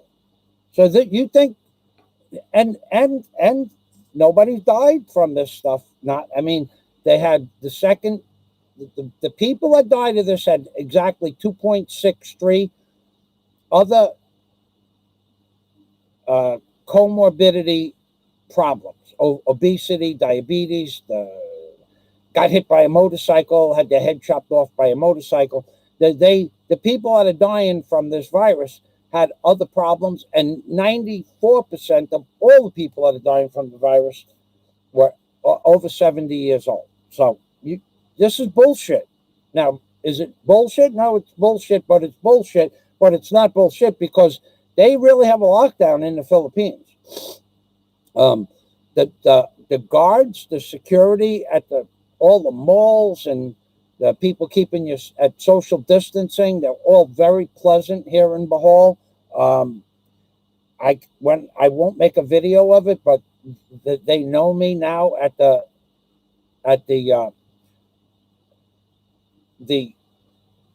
the security checkpoints. I get out and we all laugh about certain things. I won't tell you what we laugh at, but if I do make a video, they will know my face. They know my name, even at the lockdown points, and they love talking with me because I get out and I ask them. I have a lot of fun with the guys. They're pretty cool. They've been really cool with me, and the people at the malls.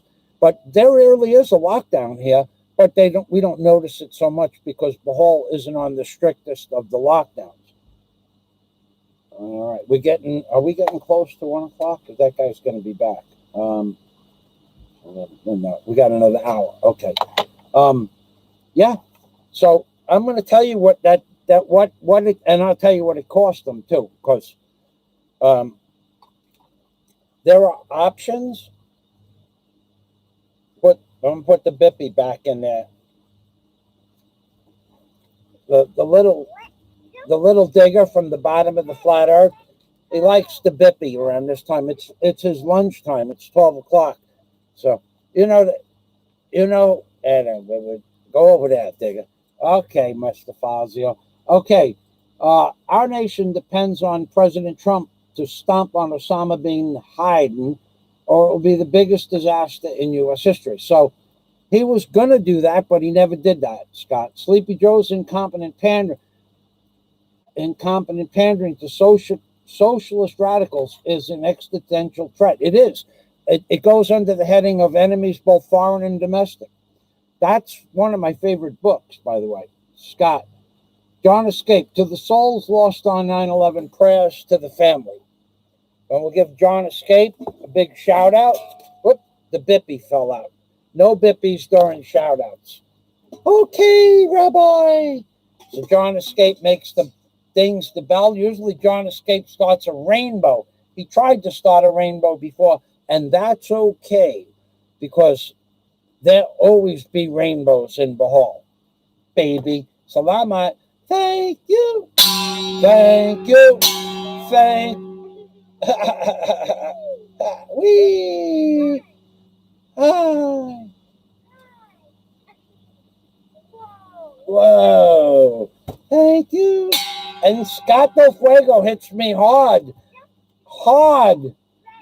John 11, to the lost souls on 9/11, and prayers to their family. As much as that helps, I hope it does. Actually, I'll tell you a little secret about myself. Not a secret. I tell people all the time. I believe in a higher power. I absolutely firmly believe in a higher power. I believe so strongly in a higher power that I believe I talk to a higher power or pray to a higher power. And that I believe that higher power has the ability, if it chooses, or whatever it is, has the ability to guide you in certain directions. I don't believe in any of the false gods by any of the religions, but I believe that there is a higher power, and I believe that people, through the power of prayer, can change certain things. Now, but there's no guarantee for that either. And then, of course, then you have what is called fate and destiny. So, but I do believe that the power of prayer itself works. I've seen it happen. Laura, what was her sister's name? There were two sisters, and this is as far as I can tell. As I knew them, they were twin sisters, and they went somewhere to a prayer meeting, and their car was broken into, and they knew the car was broken into. And when they got back to the car, they were surrounded by a group of people, and they started up the car and left, and the people were like in amazement. Well, the people that they were surrounded by, and you know what people I'm talking about, they had stolen the battery out of the car, but the car started. So that's what is called a miracle. Now, the two sisters they never swayed or swerved one iota on that story. I believed them because I knew them since I was 7 years old. Not only did I know them, but I did probably $10,000 worth of work in not only their house, but what later became their landlord's house when they moved into another house and sold their original house. So Laura and Linda, those were the twins' names, Laura and Linda. So they prayed that the car would start, and it started. You know, they were believe. These two people were firm believers, like LaRue Seagrass. Okay, they really believed in the power of prayer. So I believe in that, but I don't believe in any of the false gods, especially any Jewish deities or Christian deities. That's all bullshit. Okay, then there are people that use those faiths to push a propaganda routine to make you understand that higher powers exist. And there is such a thing as enlightenment that some people have moved into, and that's what sets some people apart from the rest of society in ways that you couldn't possibly imagine. So I believe in prayer, but not prayer to God. I mean, prayer to the thing that makes the universe work. John Escape says, Scott, you're on point, sir. If only New York City had more residents like Michael Fazio, the city would not be led by a deficient, looming fool and overrun with privileged pansies. I'm telling you, New York City it's gone. It's gone, New York City. You didn't even hear about this, but on Metropolitan Avenue, and I have videos of the Corvette, the 1963 Corvette with the split window in the back, on probably only my Patreon account, but I don't know if I posted it to YouTube. But anyway, there was a mall, a whole huge complex. It used to be a railway yard and warehouses. So then it became a huge mall, multiple buildings, not just high, big, 5-story buildings, but 2- and 3-story buildings with the Red Pepper restaurant and Burger King and Nathan's and all that other happy horse shit. Well, when they had the, shall I give you an innuendo? When they had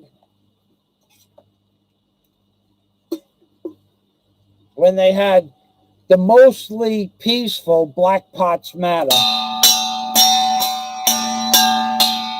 That's what they call it. Mostly peaceful Black Pots Matter protests. Well, the mostly peaceful Black Pots Matter and Antifa went into that complex that I was in last April and May. I went there several times, and they destroyed it. It's gone. There's nothing left except burnt out hulls of buildings. Nothing. There's nothing at all. There's nothing left to it. It's gone. It's just, concrete and steel. You didn't hear about that in the paper, did you? No, you didn't. Because it was mostly peaceful riots. Remember, Black Pots matter.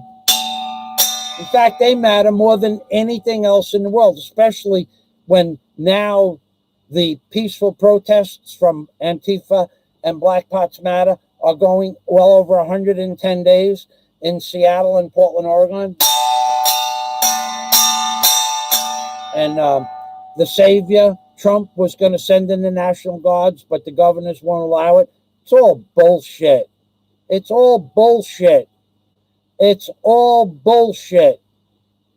The posse comitatus, we can do the... Trump could have just went in and stopped those riots 75 or 80 days ago. He said he was going to... He does nothing. He does nothing to stop the riots. In fact, who's making money from the riots? Trump and his friends are making more money than anybody else. Who owns all the insurance companies? You know who owns. The Schwarzes from the postage stamp sized country in the Middle East. They own all the insurance companies and the mortgage companies, and all the rental companies and the rental control companies. Yay, Israel! Yay, dual citizenship to the United States. Yay! 5% of the world's population own 95% of its wealth, and 1% own 95% of that. Yay, Israel!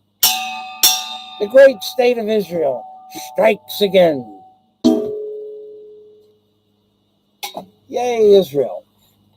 And you didn't hear about it because the great state of Israel and the mainstream media didn't poke. Had one of my family members not gone by it, he wouldn't even have known about it. He just happened to drive by because he had to go to a medical to get some medical tests done. And that's, oh, by the way, that's just right on the way to Joel MIELE's architectural office. And imagine that, those two things happening at the same time. Andrew, Joel A. MIELE is a liar. Andrew's been following me for a very long time. And Andrew, LaRue Segrest is in the house. Welcome. I got skipped down to the bottom. Andrew has done his research on Joel A. MIELE and my previous live streams, and he looked them up. He'll vouch for everything I say as to Joel's credentials.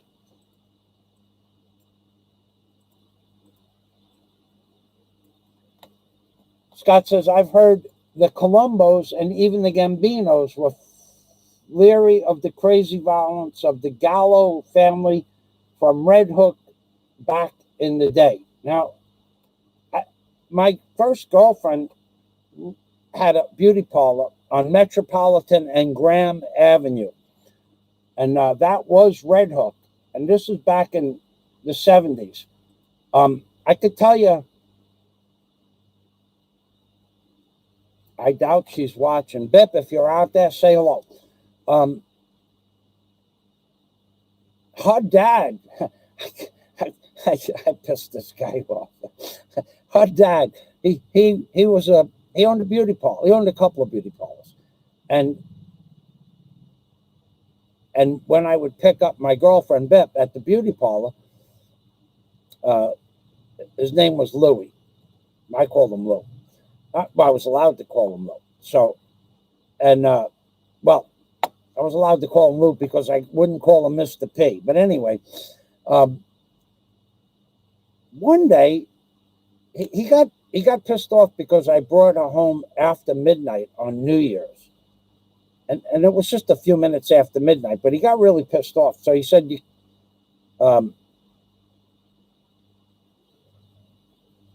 this guy was hooked up.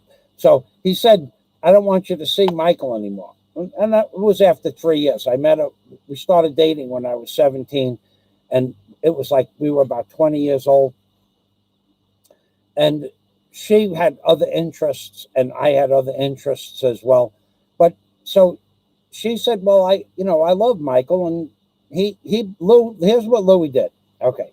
He went out and he didn't say he was going to buy. He went out and bought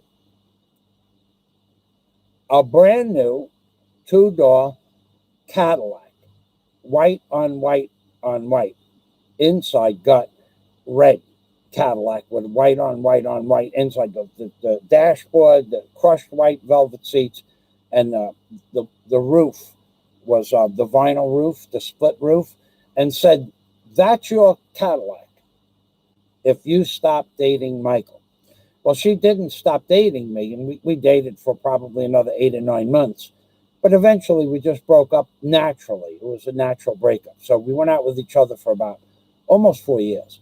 But Louie was that rich, and that he went out, and he said these keys will be hanging in the kitchen. And I was still allowed in the house, and I still went to the birthday parties, and I was still at Uncle Eddie in Red Hook, who I had no idea what Uncle Eddie's real job was, but he lived very comfortably, and Cousin Eddie. And I was still allowed to go to the beauty parlor and pick her up and drop her off. And he never stopped us from dating. He just said, I don't want you to date Michael anymore because I brought her home late on New Year's Eve, and he told me don't bring her home late. That was the only issue that he had. And he never used that car. He'd go out and start it up, and she was allowed to sit in the car and start it up and listen to the radio, but I wasn't allowed in the car. That guy was hooked up. But I don't know who he was hooked up with, but his name was not Gambino, and it was not Colombo, and it was not Gallo. But I'm not going to mention his real name on YouTube. Now he owns pool halls in, where is it? Where Orlando, Florida. He owns a bunch of pool halls. If he's still alive. I doubt he's still alive, but that's what he did the last time. I went to his, I brought his grandchildren to the pool hall when I lived up by Cocoa Beach, and I lived in Orlando. And I seen him. He was okay. He wasn't mad at me. He just didn't want her dating me because I brought her home late on New Year's Eve. So she ended up dating. She did a lot of crazy shit after that. I was probably her best bet. Okay, Scott Fuedo. So I don't know. I don't really remember much about. I didn't know anybody. I knew Louis. So here's my point. So anyway, I said that Louis owned a couple of beauty parlors. So one day, it was after Louis said that he didn't want me dating his daughter anymore, but this is not what made us stop seeing each other. So I don't know why she brought me downstairs of a beauty parlor. Let's just say it was a beauty. I'm not going to give you the address. I remember the address. And it wasn't a normal basement in a Brooklyn building. And it wasn't even a fancy beauty parlor like the one that I used to pick her up in. And the basement had like a 12-foot ceiling. And on the wall of the basement was a real map of the world, okay? And on that real map of the world were little flags. And I looked around, and it was like being in a James Bond movie. There was a big table, and there was a bar and a kitchenette and stuff like that. And I'm going, holy shit, this guy is hooked up big time. But I don't know what family it was. But that's, I never gave a shit about that. And I was just dating his daughter. I never, and that might have been a reason that he didn't like me, because I never wanted to have anything to do with that part of, Uncle Eddie ran that part of the family, and I just never had anything to do with that. I was always asked, do you want to do this? Do you want to do that? And I don't really feel like doing that. And Uncle Eddie did the other things. But Louis, he was the guy who owned the beauty parlors. But I'm sure that the family was involved. But that was pretty trippy to see that. I still remember. It was like being in a James Bond movie. It was funny. But so anyway, when we did break up, I would always see Bip driving around the neighborhood in that car. And she'd stop and say hello. And she gave me a ride. But that was like the first time I was in the car after we broke up. So, I mean, you got to have a lot of money, extra money, to go out and buy a brand. And he put it right in front of the house. So she couldn't walk in the house. We couldn't get in the house or out of the house without seeing the car. That was funny. That was pretty funny. Louis was a trippy guy. I'm sure that Louis could have done something with. The Hapsters are here. Welcome, the Hapsters. I hear love, love, love from the Hapsters. Mrs. Hapster, I see that guy is trolling your channel. Just understand, besides what you might be able to do, understand that guy's videos, both his new channels, because I think he's running 2 channels, Mrs. Hapster. Both of those channels have been reported to the authorities, and I just want you to understand that both of those new channels, the trolling channels, have been reported to the authorities, which means that whatever evil shit was said, calling you names. I gotta excuse me, I calling you and honeycomb names is just, it's like, it's not called for at all. Why would you call the Hapsters? Why would you say to the Hapsters, get off Fazio's channel? Mrs. Hapster and Mrs. Hapster are intelligent people. They make their own decisions. Now, Honeycomb, she doesn't bother anybody. You think that you're trolling people and you think it's funny. I'm going to tell you something. I got to tell you, your channel, your two channels have been reported to the authorities. They don't like you. They think you're a piece of shit. That's the word. That I'm not making that up. Not the Hapsters, but these two new troll channels that came into play. They think whoever's running those troll channels is a piece of shit. And believe me, they could find out who it is if they haven't already. I just haven't asked. I don't care. I really don't care. If I did care, I would let you know. But there are two new troll channels that are trolling Mrs. Hapster, myself. They're just allowing all kinds of shit. Videos from years ago to be published, demeaning myself and Warren as being gay for each other. Really? You allow that shit on your channel? That's screwed up, dude. That's really screwed up. Now, I don't know that you're the guy who's running the second troll channel, but your channel appears, and like 5 days later, the second channel appears, and you were clear as day that you've been following all of us on YouTube, and you've been blocked by almost everybody on YouTube for 4 years. I think you're the one who copied all those videos and are reposting all that shit. And that's the information I gave the authorities. So you could run with that. You could troll me on that. You could say I'm full of shit. I'm not full of shit, dude.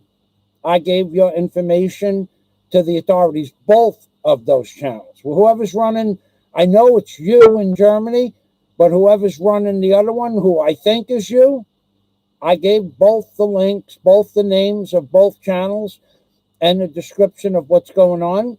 And now they can either do something about it or not, but they know about you. So keep posting your shit. And if enough people get pissed off, I'm sure that your channel will just disappear. Channels.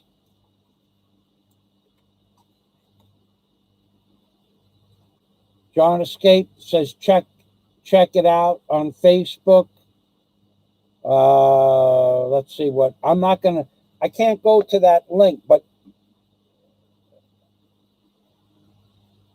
good morning, Mrs. Hapster. Good evening, Mrs. Hapster. Mayunga Bi'i, Mrs. Hapster, and my hello and good evening, Mr. Hapster. Thank you for stopping by.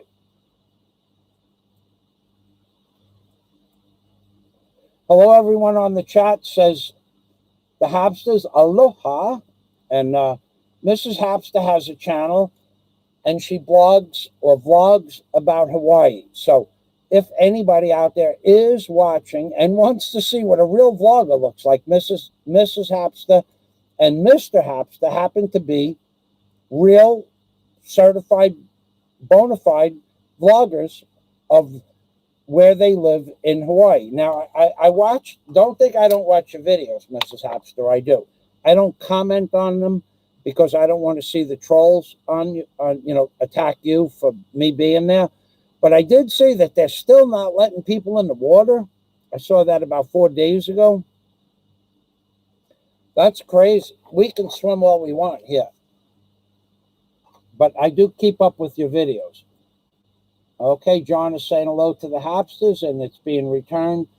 John is busy working with his horses and so on, very busy. Yes. John, I forgot the name of the sweepstakes that John was working in recently.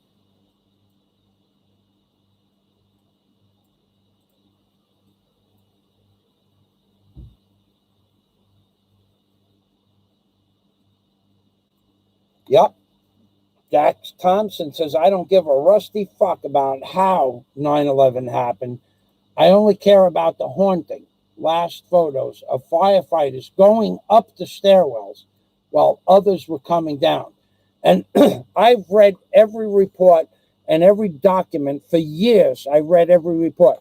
And here's the truth. Okay, let's go back to 9/11. When the so-called planes hit the building and so-called 50,000 pounds of fuel was dispersed throughout the building, that fireball shouldn't last no more than 3 to 5 minutes. That's it. The original flash, that fire should, and when the firefighters were on the 109th floor, they said there were no fires on the part of the 109th floor that they were on.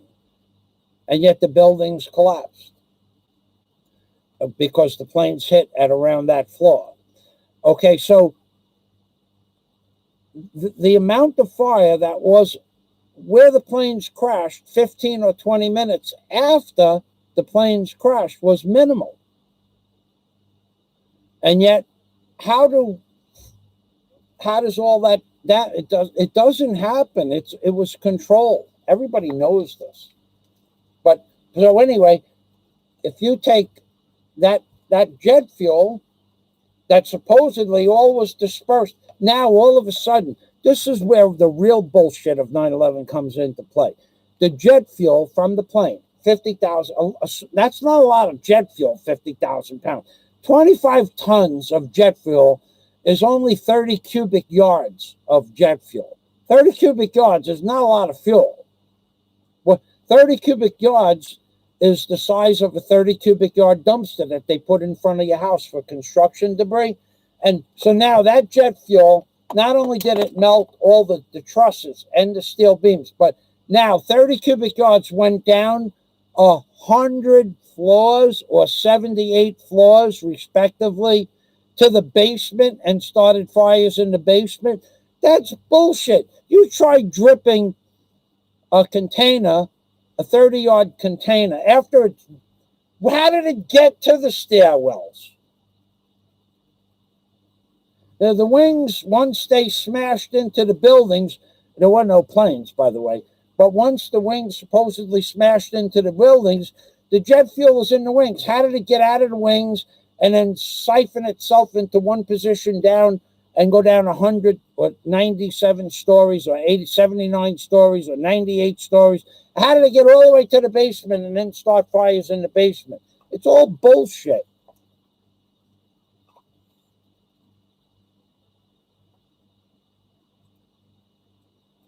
On the spot, Jack says John escaped. Good night, Mike. Good night, John. I know you're gone. It's late for you. Thank you for stopping by. Thanks for the super chat, John. Thank you very much. Scott Del Fuego, good night, John. See you all when I see you. Good night. Good night, Scott. Thank you.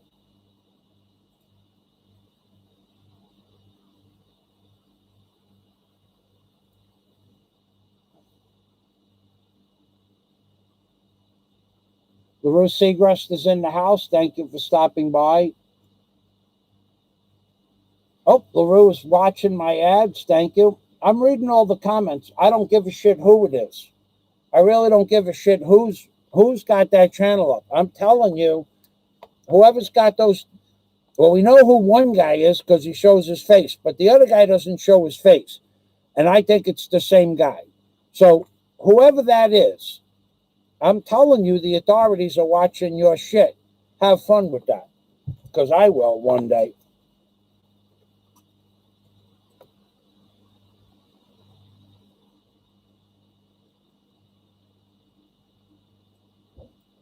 I don't know who you are. I never saw your name before. I'm not going to read that comment. I'm reading the comment about the fat boy, but I'm not going to read the comment. I can't do that. I'm not going to. Thank you for the comment. I don't know who you are. I don't know if you're my friend or foe. LaRue was on my ads. Thank you, LaRue. Good morning here in the Philippines from LaRue Segrest. Now, LaRue, if you're a religious person and you want to talk to a person that believes in the Lord Jesus and the Catholic Church, LaRue is the person to see for that.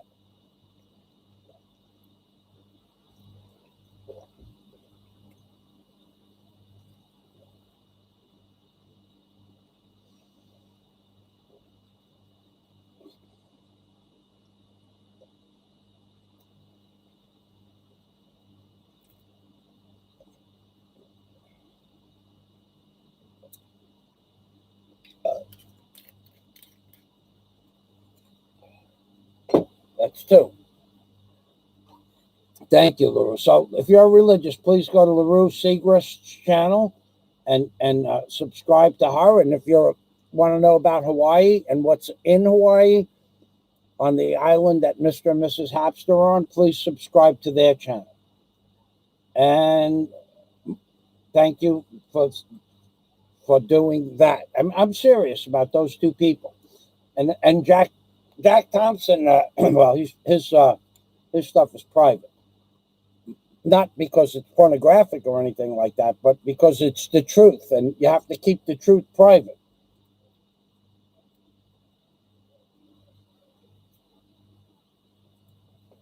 Jack Thompson said, next time we talk on the phone, I'll tell you about how I got screwed out of a great piece of property. I have exactly 33 minutes left. I haven't I may have to end the stream early if the gentleman comes early. He's probably coming after lunch. I have the survey, the authorities from the Philippines for the surveys coming back to get my information. So if I say goodbye, I'm going to say goodbye abruptly. I just want everybody to know. Thanks, Jack. I'll talk to you on the phone next time I do.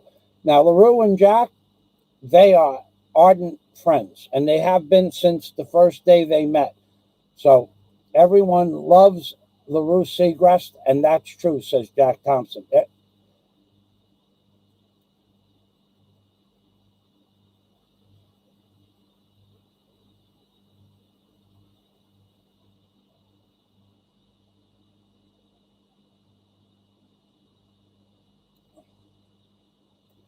Good evening to the lovely, intelligent, and very sweet LaRue Segrest.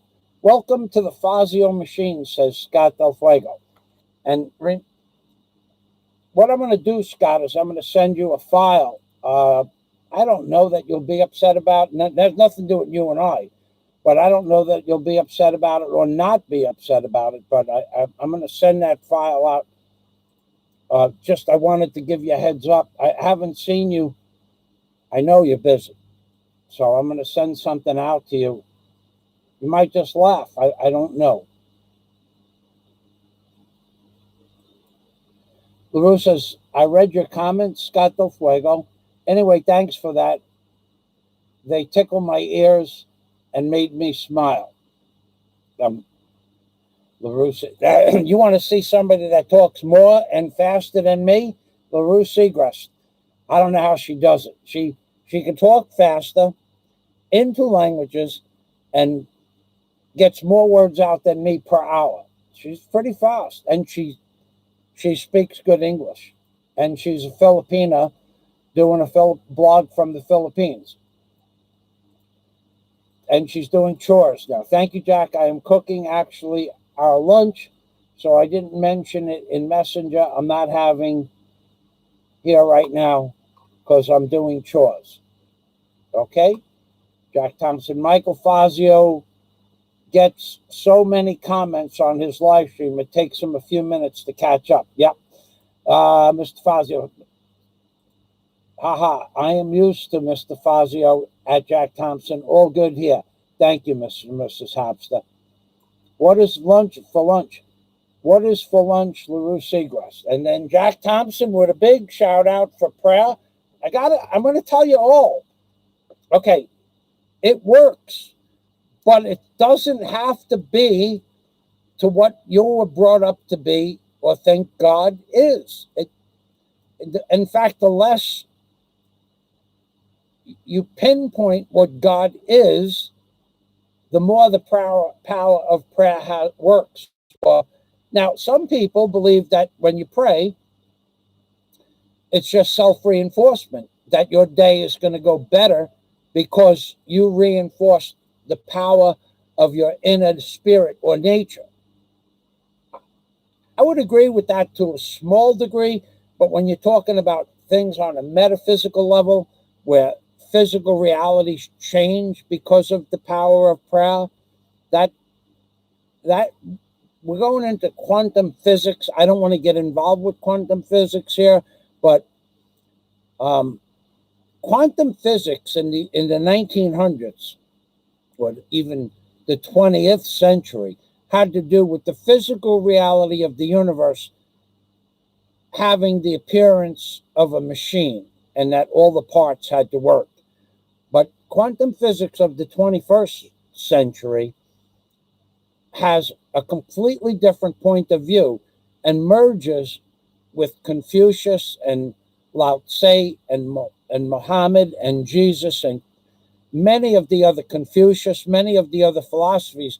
The quantum physics of the 21st century, when they've broken down how the mind works, and it works on electrical impulses and what is called synapses between dendrites, which are little electrical charges that go from one dendrite as part of the brain to the other dendrite, and that's what causes a chemical reaction in thought.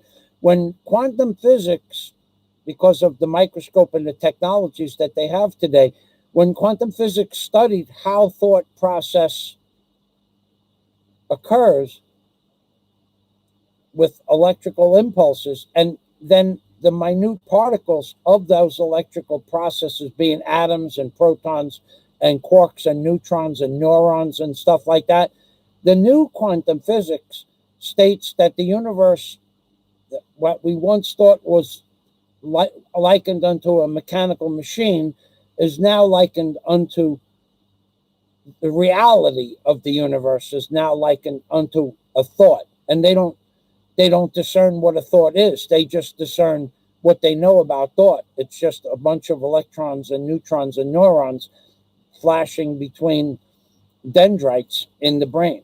So quantum physics has come a long way when it comes to the study of metaphysics. So metaphysics, if metaphysics is likened unto a thought and all things are nothing more than an electrical impulse, then what we call miracles can occur because of a thought process. And that has to be magnified, so to speak, with your ability to magnify that power of prayer. But it does work. So when you wake up in the morning and you pray for a particular power or force or ability to get through the day, doesn't mean it's going to happen, but you have more of a possibility of that happening.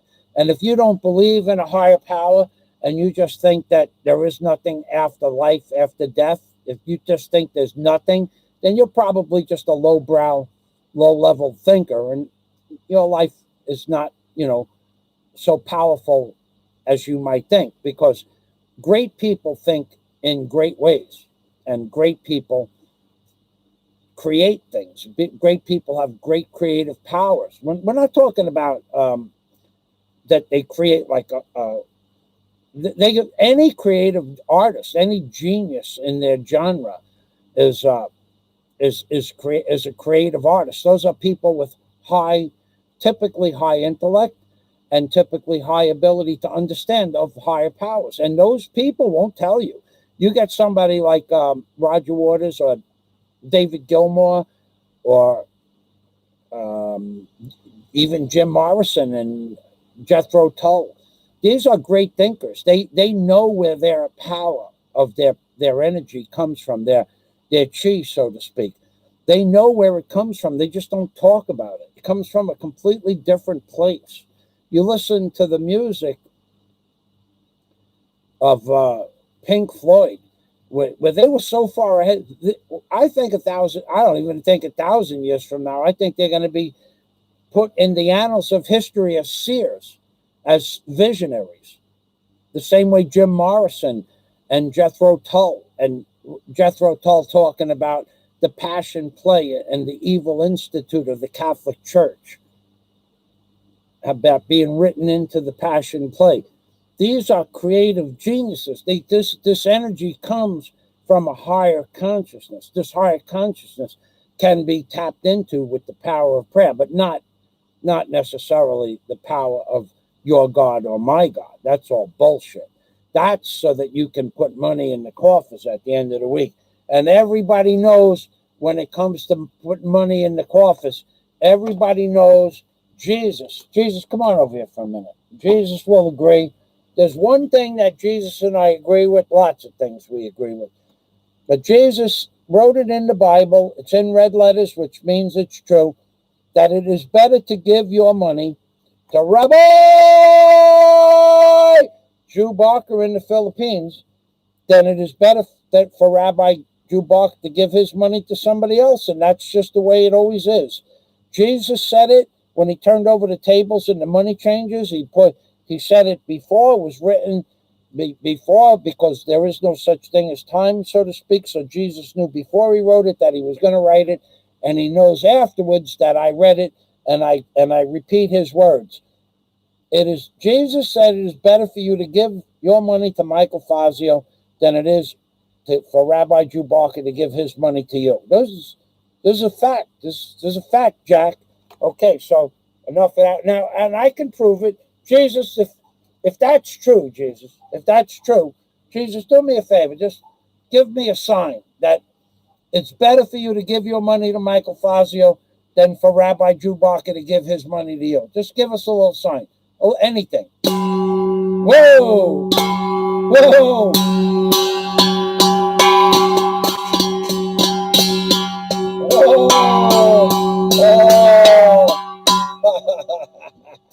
Jesus says, baby. Jesus has some good things that going for him, especially those red letter rabbi days. Those are some good days. In fact, we're going to be running across one of those very shortly. Power of Prayer, Jack Thompson. Thank you, Jack. Viken. In the Philippines, baby. Now, Viken has been a long-term subscriber. Doesn't have any videos, so to speak, but he's been a long-term friend and subscriber. Thank you for stopping by, Viken777. Marina and Michelle Ken Vlogs. Hello, guys. And I know you from the Hapsters channel. Thank you for stopping by, Marina and Ken. Maureen, Michelle, and Ken. Excuse me. Maureen, Michelle, and Ken, thank you for stopping by. I know you from the Hapsters channel. I don't get involved with a lot of vloggers because if I go there, there's usually a bunch of haters. And I'm going to tell you, this new guy, the new hater on the block, I don't know why, but I have no idea. I know why he's doing what he's doing, but he could have been more creative. But if I go, well, one thing that I learned about the new hater and his new channels, because he's got, okay, nobody's taking credit for the second channel, but the new guy from Germany, his channel started, I don't know how many days ago. I get all of these messages that this guy started a new channel and he's over here and he's over there and he's saying this and he's saying that. And I say, well, I really don't care. I do care when he gets the facts wrong, but that's going to be taken care of in a different venue. I don't really give a shit about what he says, because if it's not true, like that guy who said, what do you care? I do care if someone calls me a felon. That's pretty criminal, and for you to repeat it, not just on your channel, but to start, and I believe this is the German guy's channel. He started a second channel where he's even committing more egregious shit. Okay, so whoever you are and wherever you exist, whatever you think your existence is for, and that you're taking after the biggest haters on YouTube that started their channels based on hate, ran their channels based on hate, still to this day run their channels based on nothing but hate. What you did is show me who all the trolls are. And I haven't blocked anybody per se because of that. I don't even have you blocked, to the guy from Germany. I don't know why you said I was blocked or I blocked you. I never blocked you. You could even come on here now if you want to try to defend yourself. But to be honest, the authorities think you're a piece of shit. I think you're a piece of shit. So defending yourself as a piece of shit, you'd have the same probability of defending yourself as that guy who was 1 foot of sausage shit on the other guy's channel, the secondary channel. 1 foot of sausage shit. And I gotta tell you, boy, that guy, you stirred up a shitstorm, all right. And I see that you're stalled in the mid-60s when it comes to subscribers. I would kiss all those subscribers away soon, because no one is going to stay on your channel for very long. Most troll channels are run by secret military ops. Been going on since YouTube started. Oh, that's probably true. But that guy, I doubt that the guy in Germany is a secret military ops. They may let him keep the channel on. That channel, yeah, that the smoking gun in 9/11 false flag is Building 7. Okay, so you're talking about, oh yeah, that the architects for 9/11 is certainly a bullshit story. I mean, there's nothing. 19 years it took 3,000 architects to figure out that none of that shit could have happened. Vegan, you're right about that 100%.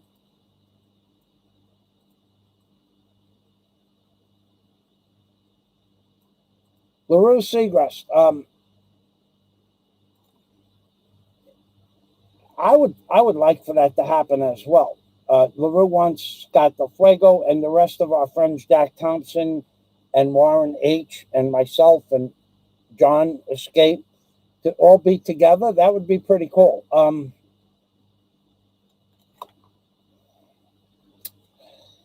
It might happen. You know, it might just happen. And in fact, there might even be a place for everybody to stay if things work out. Yeah, that'd be interesting. We're gonna see. I got 2 appointments today. I got that appointment happening in, well, either way, that man, the survey man, said he's coming back at 1 o'clock. So what I'm gonna do is I'm gonna open up the door so I'll be able to hear his voice. And he probably will come back at 1 sharp or right after lunch. And it's 20 minutes to 1, so not out there now. Okay. I don't want to miss them. They take their surveys very seriously. Yeah. I took one last year. I don't know why they want another one. Anyway, I hope that happens. And actually, LaRue, we're working on finding a place for all of that to take place in a very cool environment. And yeah, we do. It's pretty peaceful here in the hall. Vegan 777. Good night. Good night, Mrs. Hapster, Mr. Hapster. Thank you very much for stopping by. All right, so let me get down to the end. Vegan 777 says faith prayer is evidence of things not seen. When it becomes reality, it's no longer faith, bit of fact. Prayer works. It does work. It definitely does work. There's no doubt about it. I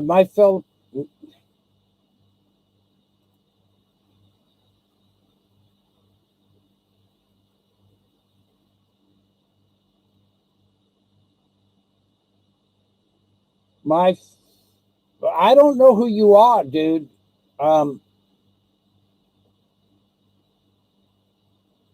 One thing, you know what? You're right about that. He's right about that.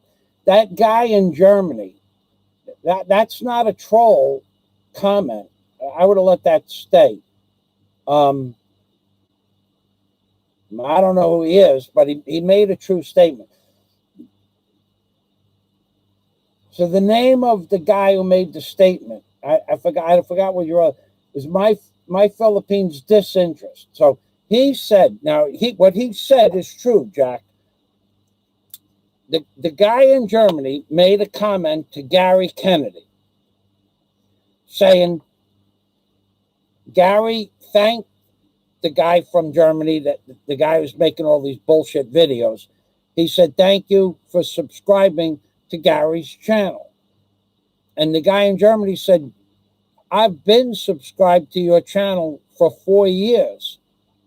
The reason I started my channel, the hate channel, is because I've been blocked from everybody's channel for 4 years." So he's been watching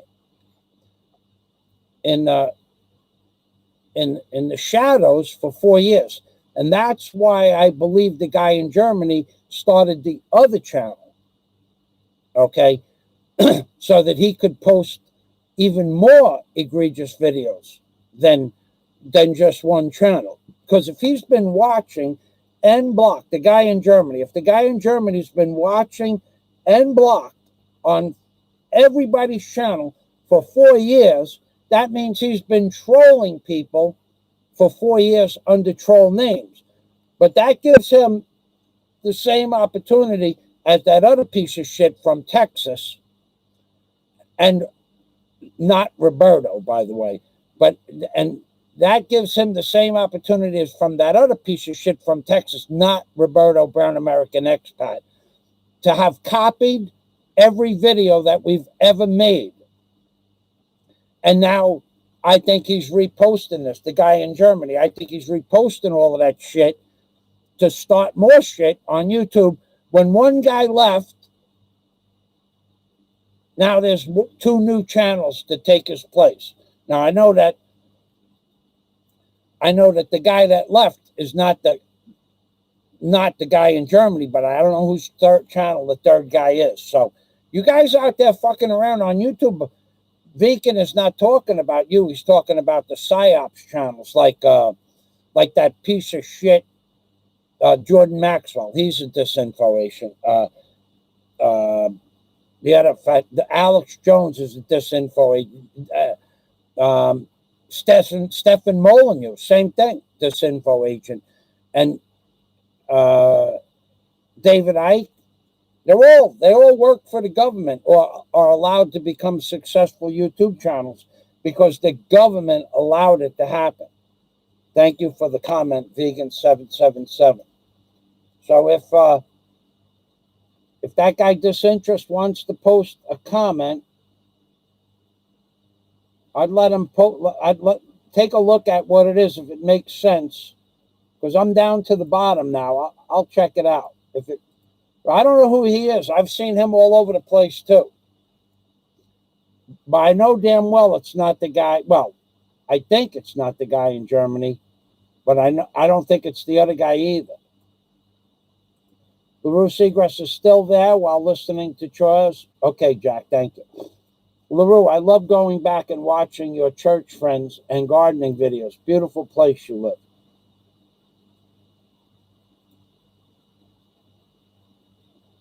So you're Vegan777 is a fan of LaRue Seagrass. Thank you for that. And Jack and LaRue. Warren is here, baby. Warren is in the house. Thank you for stopping by, Warren. I know that I know what you've been up to, Warren. I'm pretty sure I'm going there today to make that video. In 10 minutes, I'm supposed to have an inspector here to do a survey, and I will be leaving shortly. Thank you for stopping by. And I could leave the live stream up and let you people talk. I did mention that those other 2 worthless channels that have been posting shit about you and me, and not in a good way. So let's see. I only had a few notes. I have a big show coming up tomorrow. I have my show notes for tomorrow. So let me show you how Mayor Giuliani worked his way into the 9/11 cover-up before I go. So Giuliani, okay, so in Building 7, this is a little-known fact, or a well-known fact that everybody forgot about. Mayor Giuliani had, oh God, he he had a relationship with the Gambino crime family that you wouldn't even believe. Now, can I prove it? I saw it. I saw it happen. I was there. I watched it happen from my kitchen window, literally. I watched a personal relationship going on between the Gambino crime family and Mayor Giuliani or his underlings. Okay. And I watched it go on for very, very many times. Okay. While Giuliani was prosecuting the Teflon Don, the real Teflon Don, his underling,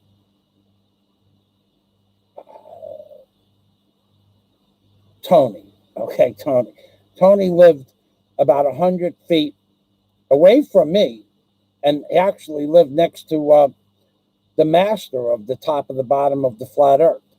He lived next door, 2 doors away, actually. There was a guy named Joe in between, but not Joe MIELE. And Tony would hand another guy money over a fence, a lot of money too, not a small amount of money, while those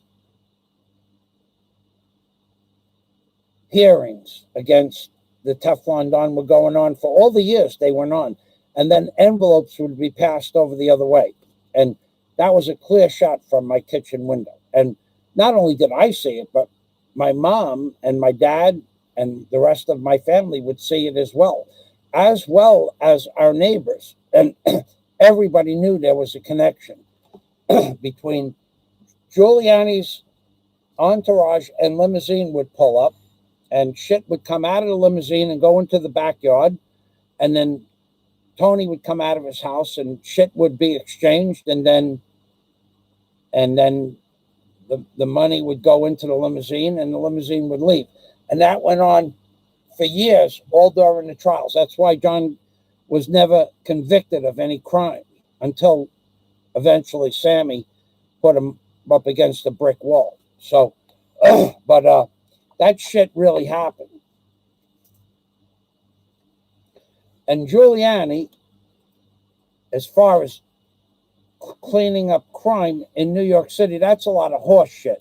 Because it was just, he stopped people from pissing on the subway cars, and he stopped graffiti, and he made the law stricter. But all of America at that time was going through a transition where police were becoming more powerful and had greater ability to stop crime, especially graffiti and subway jumping, which used to get arrested for jumping over a turnstile. And it was just a time for that to all end. Giuliani just happened to be there and agree with it. But Giuliani he had a bomb shelter built in Building 7 that would withstand an EMP pulse, and he didn't go to that. And that building wasn't on fire when the supposed planes hit the World Trade Center. That building was untouched, unscathed. And then miraculously, fires broke out in Building 7.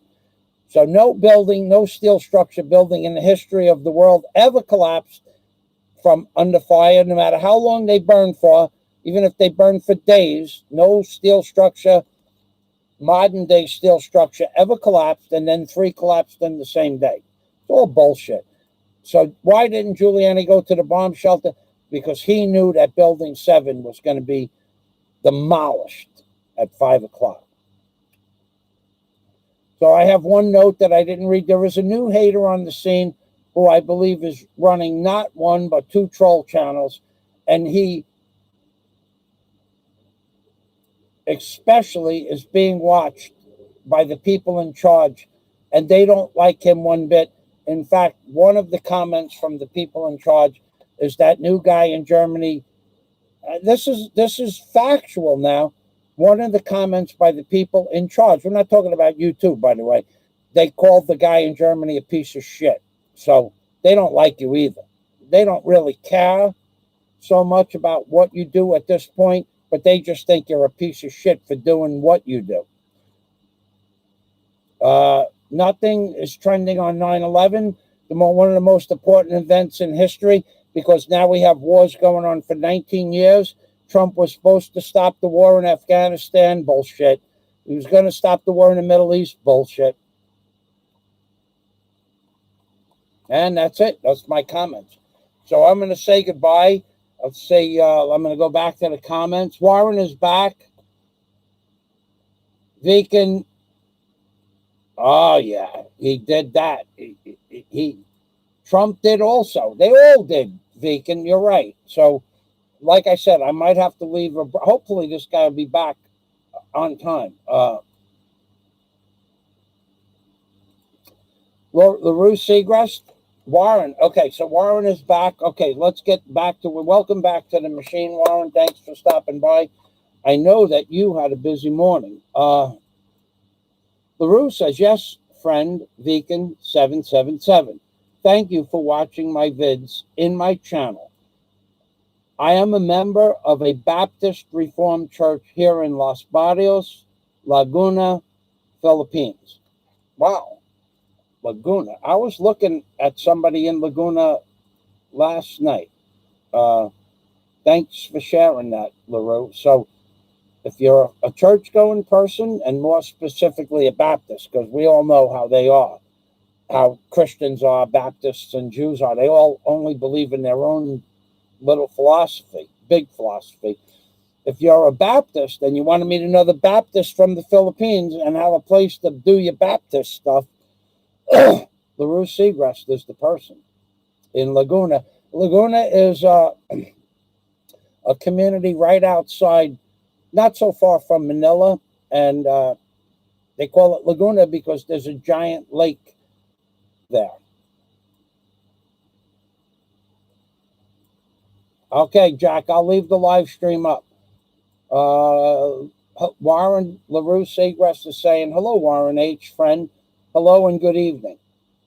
Thank you, LaRue, for saying hello to Warren, but Warren loves you as much as you love him. Giuliani made a fortune, says Deacon 777, from the towers and implosion, and so did many of the top New York elites. Well, they may have made money a lot more directly than you think. They may have just gotten a box of cash. They might not have been paid off little by little. They might have just got a box of cash before it happened, and that's how Giuliani knew not to go to the World Trade Center, Building 7 bunker, before the planes hit. Well, there would be no reason for him to be in the bunker before the planes hit. He was up in Gracie Mansion doing his thing, whatever his thing was, which was dressing up like a woman at the time on Saturday Night Live, from what I remember. But, yep. So, but after the planes crashed, he should have went straight to the bunker, but he didn't. And we know why. I'm sure he had inside information. Warren says hello to my sister LaRue. Thank you. LaRue, I know that you're born again, says Deacon 77. One day we will meet in New Jerusalem. Now, if you don't know what New Jerusalem is, okay, so I happen to be well versed in the Bible, and I did a lot of Bible study. So the New Jerusalem is, it's not, it could be Zion, the Zion in the afterlife or afterworld. It could be the throne of God, the table of God. So there are people that believe that exists. I think that a lot of things exist after death. So what I really want to do is find somebody besides myself that wants to try death out for a couple of minutes, or 10 or 15 minutes, and try to come back. Now there's lots of different ways to do that. I'm looking for volunteers, that or somebody that's done it. I've been to the other side. I've been to the other side on 3 different occasions. I don't give a shit about the other side. I know there's no death, but I want to try to find somebody else that's been to the other side and back and understands the facts about the other side. So that table, the table of the Lord God, or New Jerusalem, or I think they don't call it the buffet. It's like a buffet where everybody sits down and they play harps and stuff like that. That might be real for you, and it might not be real for me, but there is life after death. So anybody that wants to try it out, maybe we could do a video of that. There's lots of different ways. There's a movie, I think the movie was called Flatline. I forgot how they did it, but maybe we could get somebody that could do that and make a video of that. And then somebody else could watch the person flatline and all video, you know, there'd be a doctor and stuff there. Kind of like if that. So anyway, if someone wants to try that out, we could get the doctor there to do the same experiment that they did in the movie, if that's real, and then we bring them back. The same way we were going to get the doctor if the guys got together in the ring and you needed somebody to revive your ass after round one, or like the first 15 seconds of round one. There'd be a cut doctor and a ring announcer and a videographer, and there'd be somebody there in the ambulance. Warren guaranteed all that shit. In fact, I remember Warren even wrote out what would be available if you wanted to go to Australia and fight Warren. He was going to supply a ring doctor, a fight doctor, a cut doctor, an announcer, time guy to make sure the time's right, and an ambulance in case somebody got seriously hurt. And that probably would have happened because I think that Warren, I'm going to tell you what I think about Warren. If he got into the ring with that guy he challenged, or some guy, oh God, I remember this clear as day. It's actually that guy from Germany posted that shit again. I think he posted that same video that I remember from years ago. A guy said to Warren, we won't say who it is. A guy said to Warren, I want to get my hands around your neck and strangle you. And Warren said, yeah, okay, let's do this. I'll bring you to Australia. I'll fly you to Australia. I will put you in the best hotel. We will go into the ring. I will supply you with medical and dental assistance when you leave the ring, and hospitalization. All bills would be paid, and I'll fly you back to the Philippines. And then you'll have that opportunity to put your hands around my neck and strangle me. However, in response to you trying to strangle me, I believe Warren's words were, I'm going to hit you so hard that I'm going to turn your face into something that looks like a bloody cat's ass. That's what I believe Warren was going to respond to you trying to strangle him. I believe those were his words. Now, there was many videos made on the subject. Warren, if Warren is still here, I believe that Warren was going to give you the opportunity to come to Australia, get into the ring, stay in the best hotels, eat the best foods, get into the ring with a cut doctor, a fight doctor, an ambulance on hand, a ring announcer, and a ring timekeeper, and a videographer. And Warren was going to give you a chance at some MMA fighting where you could have your turn and possible chance to put your hands around his neck, possibly.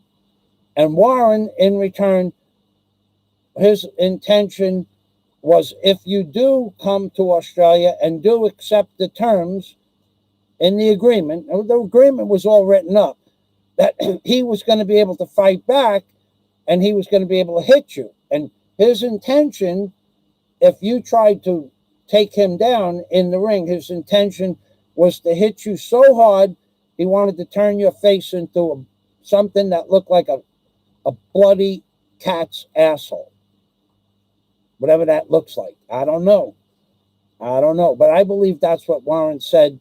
I believe that guy challenged Warren, said he wanted to do this, and it was, the challenge went unnoticed, and nobody's mentioned it recently.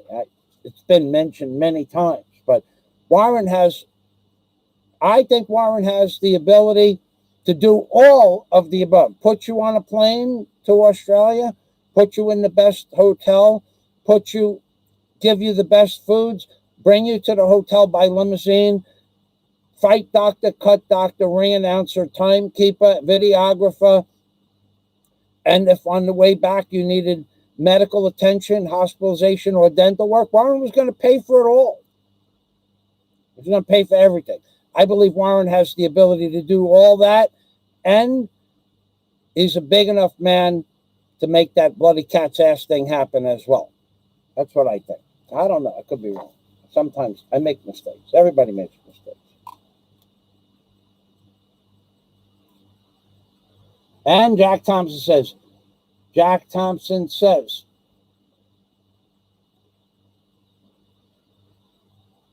okay, all right, so let's, before we get to Jack, my friend Mini Dick Francisco. Where the hell did that come from? Maybe I'm missing. Maybe it's that secondary channel. Oh, the secondary channel. Yeah, you're right. It could be. I don't know.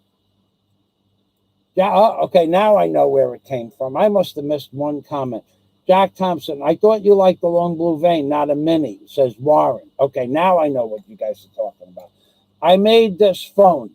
Every time I lift my finger off the screen, oh, we have sarcasm here.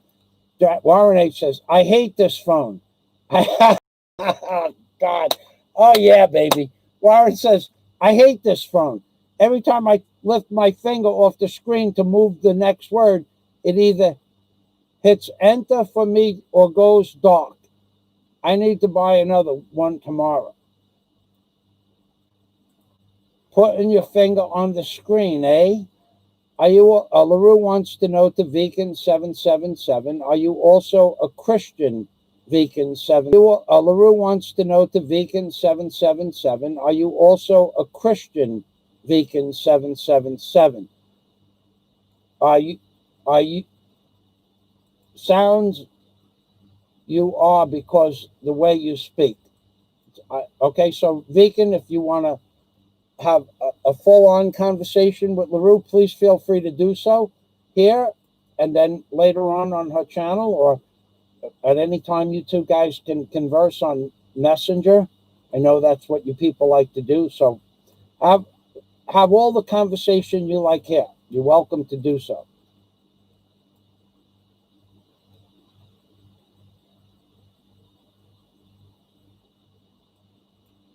Deacon says, yes, sir, I am. My brother is a missionary in India. I research NASA stuff, but I am always looking for the end days. Okay, well, the end days. If you were ever enlightened, if you ever have reached the spirit consciousness known as Satori in Zen Buddhism, or Christ consciousness, and we're talking about instant enlightenment, when you go, wow, like that.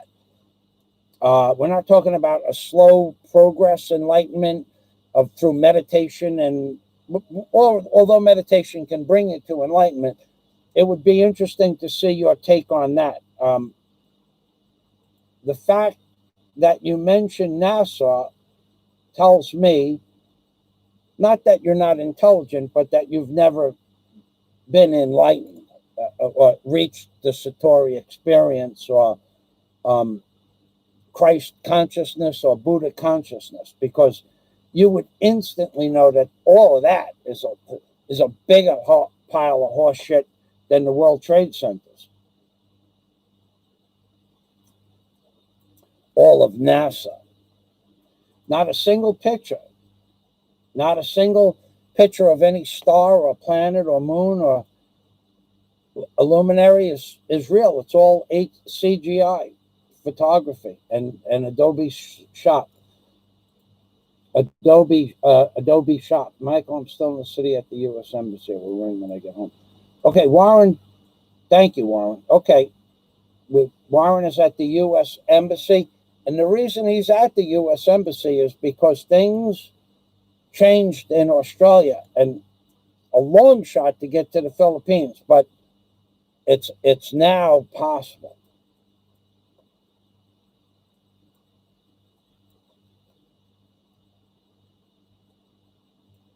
Jack Thompson said, I'll explain to you. Okay, Thank you, Jack. I know that for a fact. Fact, Jack. I've been trying to get in touch with Jack for like 4 days.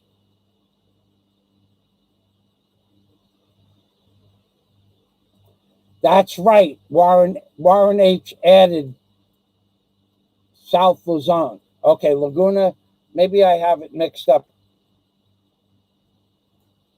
South Luzon. No, I think I have Laguna. Maybe I have my Lagunas mixed up.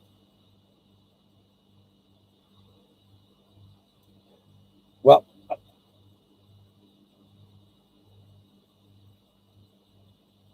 okay. LaRue says, is a province here in South Luzon. Laguna is. I vaguely recall where. I'll have to look it up on the map, and I don't want to change any topics up here. So, why do you cover my ears? And Warren adds to the challenge that Warren put up to bring that particular person that wanted to strangle Warren.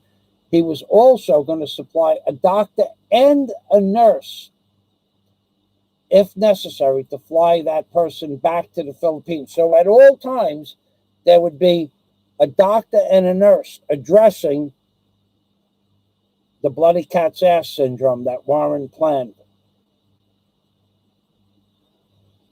Jack wants to be the ring announcer. Yeah, baby, that would be fun. And Warren, I remember that part of his thing. He only wanted to hit that guy one time, just once. And I find that interesting. Like Warren is like the Mike Tyson of Australia. And maybe he is. I think he could do it with just one punch. Yo. Okay, ladies and gentlemen, carry on. I'm gonna let you guys. I'll be out. I'm coming, amigo. Let me get my lapis.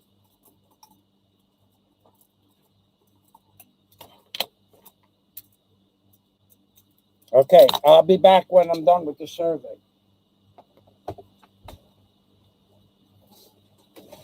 Amigo, you wish no. You we have an appointment, you and me. You wish to come in? Or we do it out there? Okay. All right, he wants to do this outside. So I'll see you. I'll be back in how long? 15 minutes? About 25 minutes. I'll be back.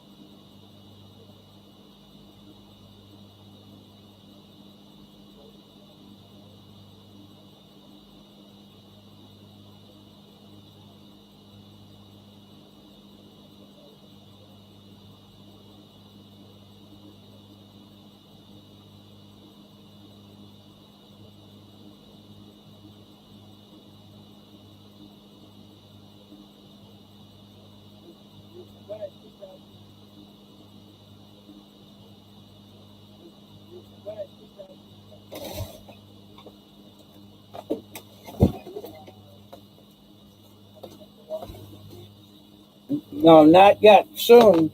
Actually, within a few months, I think.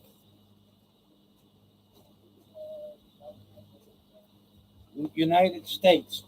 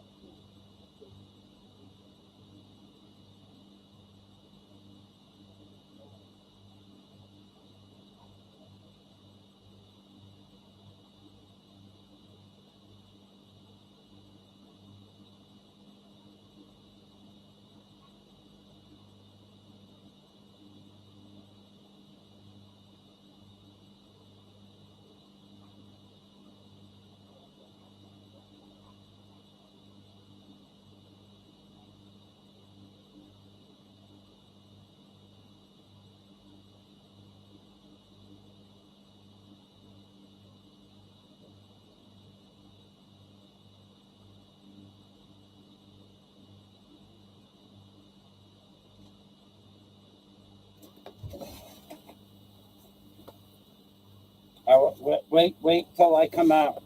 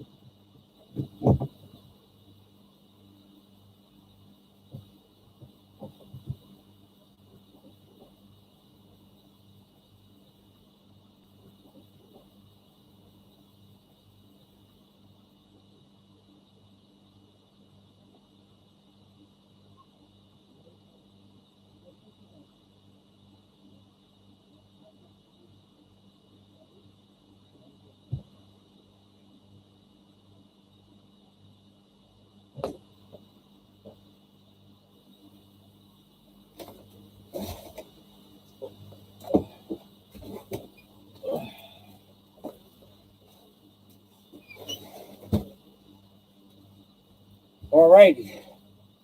That's done. That was pretty interesting. They don't ask you a lot of questions. Date of birth, how long you've been here, what your nationality is, what languages you speak, level of education, how long, do you plan on staying in the Philippines, where will you be living in 10 years from now, stuff like that. Very, very simple survey. I don't think there were 15 questions. And then they give you confirmation that you took the survey.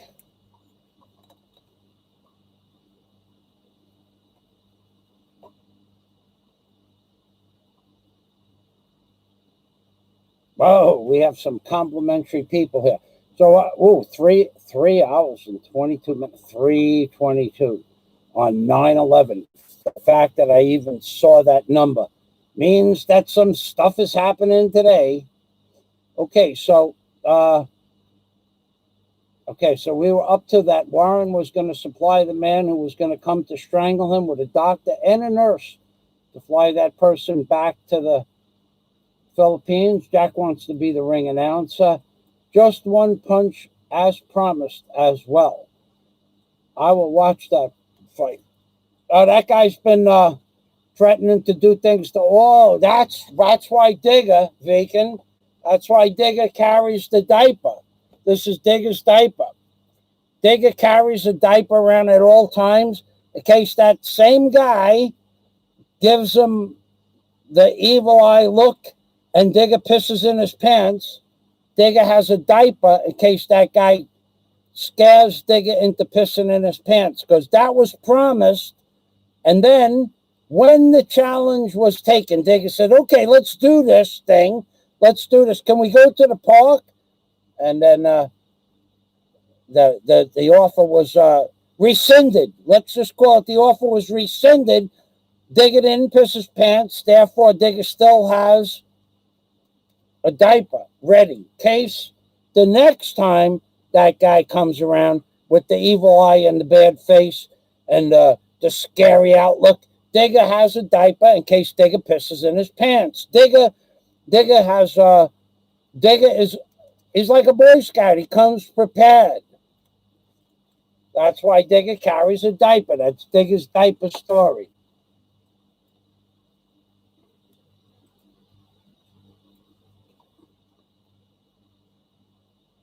And that's right, Vacant. Warren called his bluff. The guy was going to fly first class there. Remember that clear as day.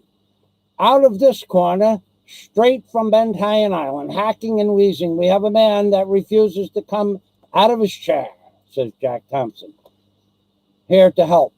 Okay, this is a new guy. You guys watch this guy. I never seen him before.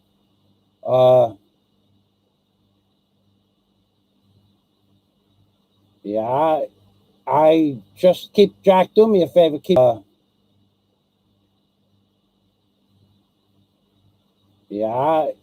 I just keep, Jack, do me a favor, keep an eye on him. Okay. Here to help says, hi, this is my first time visiting this channel. I hope all are well. Yeah, and I still don't see that guy from Germany here who said that I blocked him. He's not blocked. If I blocked him, I'd tell him. I'd go right there, tell him he was blocked. And he thinks I'm trolling his channel with some bullshit, whatever that bullshit name is. I'm not trolling your channel, dude. You want me to say it to your face? I'll say it to your fucking face. There's one thing about me that I'm not afraid to do is say it to your face. If I'm going to say something on your channel, I'll say it under my channel name. And if I'm going to say something about you on my channel, I look straight into the fucking camera and let you know I'm saying it directly to you. If I was going to troll your channel, it would be under my name. But I don't troll people's channels. I don't have a single comment that on any IP address from any other account that I do hold, other accounts. I have never left a comment on anybody's other channel, on any other channel than anything from Hoodwinked by an Angel. So I don't really give a fuck what you think about that. You think I'm trolling your channel and call me a troll? That's bullshit, dude. And as far as saying it to your face, that can happen. That's not a problem. I'll even fucking bring Digger's diaper with me in case I get scared of your bullshit fucking rhetoric. Because that could happen. You never know. I could just fucking curl up into a fucking worm ball and the guy in Germany, then I'll be afraid of you, because that ain't going to never fucking happen either. Just so that you fucking know. When you get here, you could say that shit to my face. You have an open invitation. I don't give a fuck about you, your German accent, your German channel, or that other bullshit channel that you're running. You have me mistaken for somebody else. Believe me when I tell you, I don't give a fuck about you. Or your bullshit channel, or your bullshit videos. Because if I did, I'll tell you what, if I gave one fucking rusty fuck like Jack Thompson says, I'd have your channel taken down. And I can do that.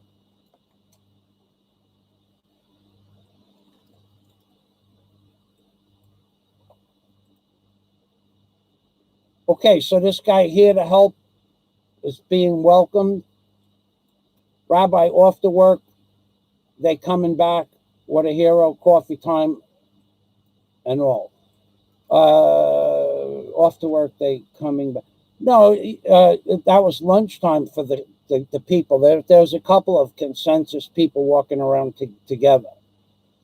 Okay. Jack Thompson, Spoo. Warren, LaRue's having a break for 25 minutes. I think that's not coffee time, but lunchtime here, and midnight snack time in the U.S. Okay, so I'm missing something here. No, I didn't go out for a snack. I went out to meet the consensus. There's a crew, they're doing a consensus outside.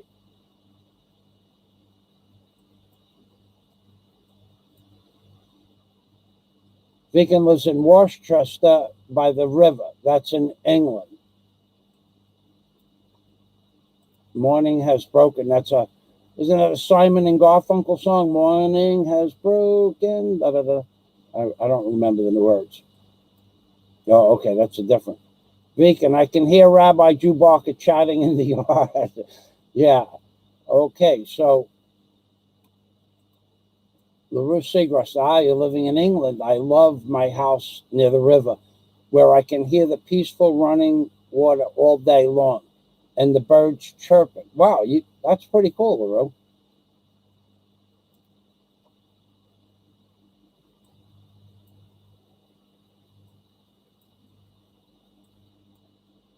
Jack says he's going to sleep. Michael's office is cool. Oh, that nice Vicken 7-7 small town is not crowded and not as noisy as living in a city. So I hope that we got that troll shit straightened out, Germany, because I really don't give a fuck what you think or say. I know certain things. I know for one that when I meet you, I'm going to have this fucking diaper ready. I know I'm going to have, in case you scare me, which probably ain't going to happen. So I'll probably be able to save this diaper for the next guy that you monkey up on your fucking inside your fucking head. That's all it is, all bullshit. You're putting fear in people. Oh, with you don't get. I don't give a fuck about your faces that you make. I don't give a fuck about the innuendos you make. I don't give a fuck about any of that. Not one fucking bit of it do I care about. I'll have the diaper ready in case when you get here you scare me and I piss my pants. I'll put the diaper on, okay? But between now and then, you can go fuck yourself. You and your fucking bullshit fucking hate videos. Now that we have that cleared up. All right, LaRue and Vicken are having a little conversation. Jack, if going to sleep, a lullaby from LaRue. All right, Vincent Michaels. This is the most intriguing and inspiring and truly fulfilling live stream I've seen all day. The only live stream I've seen all day. Wishing I was Rabbi Bishop Michael Fazio. Salamat. Vincent Michaels, vegan. Okay, you guys are having that conversation. I'm back. Okay. So, LaRue Seagrass listening here. Fucking people on YouTube. You people have some kind of misconception about the reality of life. I don't know where the fuck you come. And I could tell you, if seriously, I won't even say it. If, as far as you thinking with all that fucking tough shit that you do, that don't bother me at all. It never did, never will, never gonna. I'm not that other guy. I don't know who the fuck you think you're talking to. Called fucking Fat Fazio and this, that, and the other. I have no idea. One thing I could assure you, the conversation would be a lot fucking shorter if you started that running that shit in face to face, mano a mano. The conversation, whatever the conversation, whoever had the last word, the conversation would not be all that fucking 60 fucking videos of bullshit. Although I will mention you in tomorrow's live stream, I'm going to post your shit on tomorrow's live stream. That's what I think I'm going to do. I think I'll post the name of your fucking worthless shit ass fucking hate channel. And we'll see where it goes from there. But don't worry about it. I'm easy to find. Really fucking easy. It's not like you, where I have to go to the hotel and ask for your name. Who registered in the week of September, the first week of September in your hotel? Because it looks like the hotel is pretty fucking empty. So it would be easy enough to find you. You know, who registered at that hotel, if I wanted to. But I really don't give a fuck. Because there's other people can do it with the click of a button. So all that bullshit about you fucking with Gary and you fucking with Honeyco and you fucking with the Hopsters and you fucking with me and you fucking with the other guy from the island, the other island guy, and you fucking with everybody that you're fucking with, Paul and what is wrong with you, man? You couldn't come up with a creative fucking channel, something worthwhile, something interesting. You had to go off the fucking platform of hate and bullshit and threats and fucking innuendo and half-truths. That's no way to build up your fucking channel. Your channel won't be around very long anyway. Don't worry about it. You'll just spend a lot of time spinning your fucking wheels, as we say in the trade. So, and even if it does stick around, it'll take you a year to build up a subscriber base. And nobody's going to give a fuck about you in a few weeks anyway. Promise. Okay, so what I'm going to do is I'm going to end this live stream on a high note. Thank you, everybody, for watching. I know that the guy from Germany is watching. I'll tell you again, all the bullshit, all the faces that you make, the fucking... Oh, yeah, you know what I wanted to mention to the guy in Germany here? There's a fucking video where the guy in Germany is motherfucker and Michael Fazio, right? And you want to see what a tough guy he is? Let me show you what a tough guy is. I could find it. And I could find the timestamp. But let me open up a file. Hold on a minute. We're going to do something here. Pretty fucking interesting, okay? I'm going to open up a file, a recent file. And I'm gonna show you what video to watch. I'm gonna show you what video to watch. The guy in Germany is. I'm gonna show you what video to watch and at what timestamp. Now, I hope I can find it. But I will, if I can't find the exact timestamp and the name of the video, I will tell you what is said in the video.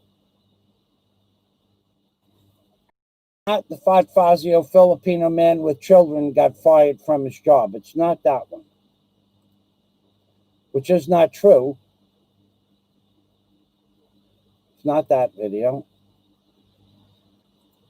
It's not that video. I'm looking. Don't worry about it. It's not the Ladyboy Lover video. It's not the food video. Fuck. I know. I'll find it for tomorrow. But let me tell you what the guy in Germany, the tough guy in Germany, fucking bullshit artist in Germany. Let me tell you what that tough guy in Germany did when a guy confronted him. He fucking cowered down like a little fucking puppy dog. And I'll find that video for you tomorrow. Let me get back to my live stream. So let me tell you exactly what he did. So he's there running shit about me, into his fucking camera. And somebody said, "What the fuck are you doing here, dude?" And he fucking went like this. He went. And he backed away and he shut the video off. That's the tough guy in Germany. That's what he did. Now I'll find the fucking video, and if I have to show the clip, I'll give you the name of the video and the timestamp on the video. But he was running shit about me, the tough guy from Germany. He was running shit about me, and somebody said, "What the fuck are you doing here?" And he went like he stopped mid-sentence, and he looked up. And I'm not real sure exactly but within 3 seconds, the video was over. So the tough guy from Germany, instead of saying, "I'm over here vlogging, you mind your own fucking business," or "I'm over here making a video for YouTube," or "I'm a vlogger from YouTube," when the guy, I don't know who the guy was, never saw the guy in the background, but the tough guy from Germany in the video, and if he takes it down, it don't matter, I'll fucking post it. Said he's talking shit about Fazio, fat Fazio this, fat Fazio that, and somebody just yelled out, "What the fuck are you doing?" And he went like that and then shut the video off. Why? Because all this fucking big mouth, all this blah, blah, blah, all that fucking bravado, all that bullshit went out the window when the guy said, "What the fuck are you doing?" Now, I don't know if it was a big guy. I don't know if it was a cop. I don't know if it was a woman with a man's voice. Sounded like a man. But that tough guy from fucking Germany crawled up into a fucking worm ball when somebody just said, "What the fuck are you doing?" And then shut the video off. There's your fucking tough guy from Germany. And that's the end of my show for today. Tomorrow, I'll give you the name of tomorrow's show.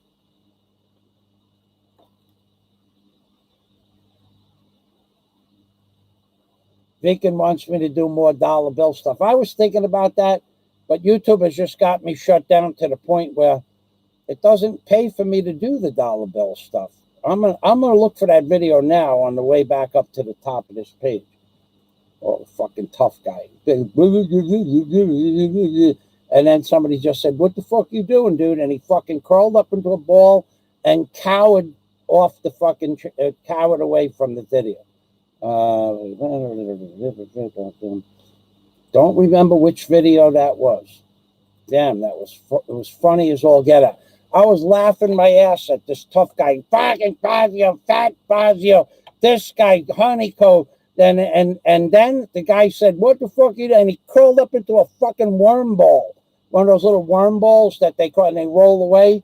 One of those little balls you see in the forest. Yeah, that's the tough guy from Germany.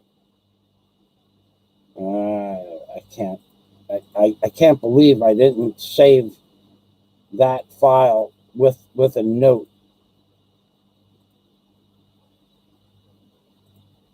Yeah, the tough guy. Anyway, I'll look for it later. But yeah, I'll give you the name of tomorrow's show so you know what to look for. I am going to do a show tomorrow, and it's going to be about these douchebags on YouTube who want to come on and start hate channels. Actually, that's what it's for. And maybe I'll do a couple of timestamps and a couple of names. By that time, the fat guy talking about Fat Fazio will have taken that video down because he's a fucking bullshit artist. All this tough fucking talk, 60 fucking videos of tough talk, 60 videos of bullshit, like that. And some guy just says, "What the fuck are you doing, dude?" And he froze like a deer in the fucking headlights. Shows you what kind of fucking metal the guy is made out of. And didn't respond at all. Not sarcastic. No sharp answer. No answer at all. Just shut the fucking video off. There's your fucking tough guy in Germany. Okay, where is my tomorrow's video? Okay, let me open up this file here. Yeah, that was funny as all. You're a tough guy. Everybody's scared to death of you. That guy, you were apparently you were standing someplace even in a public place. It looked like a public place. Maybe that fucking hotel that has your name in the registrar. Maybe that's where you are. I'm not real sure where you are. But finding you, I don't care about finding you. But you finding me, I don't give a fuck about that either. You have me mistaken for somebody else altogether. Unbelievable. Unfucking believable. Okay, tomorrow's live streams on page 175, if I remember correctly. And we are at page 169, 170, 175. Oh, yeah. This is going to be a good one. Tomorrow's live stream. World's biggest liars. The Vatican? Question mark. The Smithsonian? Question mark. The president? Question mark. And the good little fellas, too. As in good little fellas. Here it is. Tomorrow's live stream. And we're going to specialize. We're going to have a special notice about brutally big fingers. Big fingers. Brutally big fingers. And I got to tell you, and tomorrow we're going to talk about how it seems that every time, and there's only one video I've watched within the last 14 months of brutally big fingers or brutal big fingers, or brutal big fingers seem to double in size every year and a half. But brutal big fingers called me the world's biggest debugger. I got a show coming up just for you, a special part of the show. Brutally big fingers. Yeah, we're going to talk about how big your fingers are. And who is the world's best debugger? Not Fazio, that's for sure. Who begged somebody for a certain amount of money and got it, and then waited 5 or 6 more days, and then went back for a second helping? Let me tell you something, brutally big fingers. The money tap is gone. You screwed up. And tomorrow's show, I'll tell you why.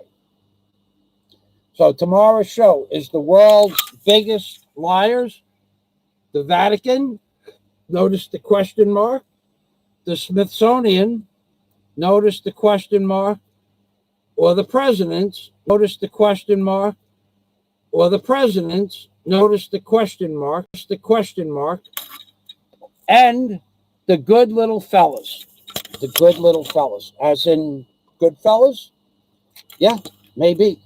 The good little fellas on the bottom of the top of the bottom of the flat earth, starring in tomorrow's live stream next to brutally big fingers.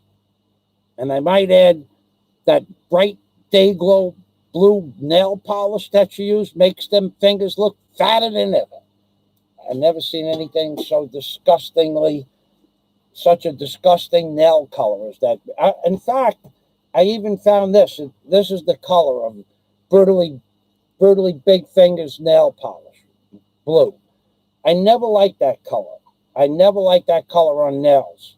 It reminds me of Elmira, the witch, the radio announcer, Elmira. So let's give everybody that came to the live stream today a shout out. Let's give that tough guy in Germany who backed away from some stranger when the stranger said nothing but, "What the fuck are you doing?" And he backed away and shut the video off. Why? He should have just said, "I'm making a video. Excuse me, I'll leave." Something. No, not a fucking word did he say. I don't know if the guy was big or small or tough or a cop or a woman with a man's voice. I have no idea who it was. But that tough guy in Germany, somebody just said, what the fuck, what words were, "What the fuck are you doing?" And he was very clear that he made his question solid and firm. And the fucking tough guy from Germany went and backed off, shut the camera off, and went, or I guess he went away. But he didn't answer the guy. So, however tough you are on YouTube, apparently it's not like that in real life. So, God bless you. Probably live a lot longer like that. And that's the end of my live stream. Brutally Big Fingers. We got a special show, and we're going to talk about who is the world's biggest and best e-beggar. Somebody begged $1,000 fucking dollars last week and didn't do what was requested. And the money well dried up.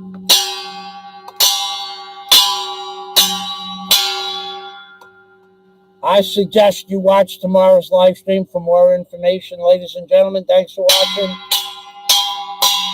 This is Rabbi Jew Barker in the Philippines, bringing it to you live and in the real, baby, in the real. Now, if somebody said to me, what the fuck am I doing? And I was making a vlog, and I was all in my mean mode, I wouldn't fucking back down. I would say, look, I'm making a video. That's the difference between me and you. Even if I was in the wrong, I would have just said, I'm making a video, okay, I'll move. But I wouldn't fucking freeze up like you did. Tough guy. You talk about other people being... Anybody that watches that guy, I'm sure he'll take that fucking video down today. And if you do, don't worry about it. I got a copy. And I copied it just for that reason. Just so that you couldn't fucking back down from what I just said is true. Froze right the fuck up. Never said another word. And then shut the video off. So, maybe the guy was 8 foot, 12 inches fucking tall. Who knows? But you didn't answer him back. None of that smart shit. And you were in the mean mode. You were in the motherfuckering mode when you started running that shit. And then, hey, what the fuck? Like that. Like a little girl. Like a little girl. Like a girl. Maybe you're the one who should have the fucking diaper. Maybe Digger will lend you his fucking diaper. Tough guys. Okay, Umping Permy. All right, Vegan, LaRue, and everybody else. Goodbye. Thank you. Dollar bill stuff. I don't know about that. Nobody really likes the dollar bill stuff. I should show you a little rainbow here. We did have a rainbow today. It was raining. We have John. Salamat. Jack, salamat. John, salamat. Jack, salamat. John, salamat. Scott, salamat. And Jack, salamat. Thank you very much, everybody. It's a rainbow, flashing colors on my screen.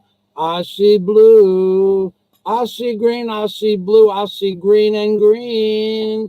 I thank you for making my screen blue and green. I'm being Permy, everybody. Vincent Michaels, long-term supporter of Michael Fazio and his videos. Vincent, did you like the last 2 videos I posted of the... I posted those to you privately, Vincent Michaels. I did not post that to everybody on Patreon because you've been a long-term subscriber. I know that you've been following my association with those people. So I'll wait for your answer if you're still here. But did you get to watch the videos? First of all, I thought they were pretty interesting, where you can see. And by the way, no,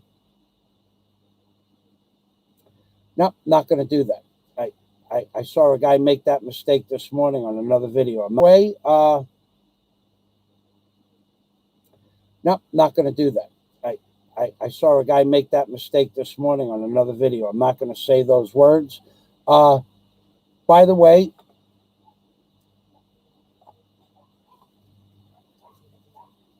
Vegan, goodbye, Vegan 777. Goodbye, all from Vegan. Okay. Amping Dina Michael. Amping Diha Michael. Okay. Salamat. Okay, Vincent might have gone away. I don't see a response. Anyway, I sent goodbye all. I see, I only send there are certain people that have been following me for a certain amount of years, either in Patreon or on YouTube. Now, a lot of those people are not members of my Patreon account, but I still have their email addresses, and I send out mass emails to certain people. Some of them are members of Patreon. Some of them were members of Patreon, and they still get the notices because they were very supportive of my channel. So even though they're not members, they still get the videos. So we're going to end this now. Thanks for watching. So even though they're not members, they still get the videos. So we're going to end this now. Thanks for watching. It is now 3 hours and 51 minutes. The 351 Mach 1 Shelby Mustang was probably the one motor in a car I never had. Oh, I did have a 350 Torino. Yeah, I had a 350 Grand Torino, but never had the 351 Mach 1 engine with a supercharger. Ooh, boy, I missed that one car. Humping Permy from Michael Fazio and the DEP. This hat was given to me by Joel A. MIELE, the head of the DEP, until just recently, 10 years ago, and when he died. Humping. Bye-bye. Thumbs up, thumbs down, I don't give a shit. The guy in Germany, I don't give a shit. After I watched you back down from that guy, I know more about you than I care to know. Tough guy. Humping.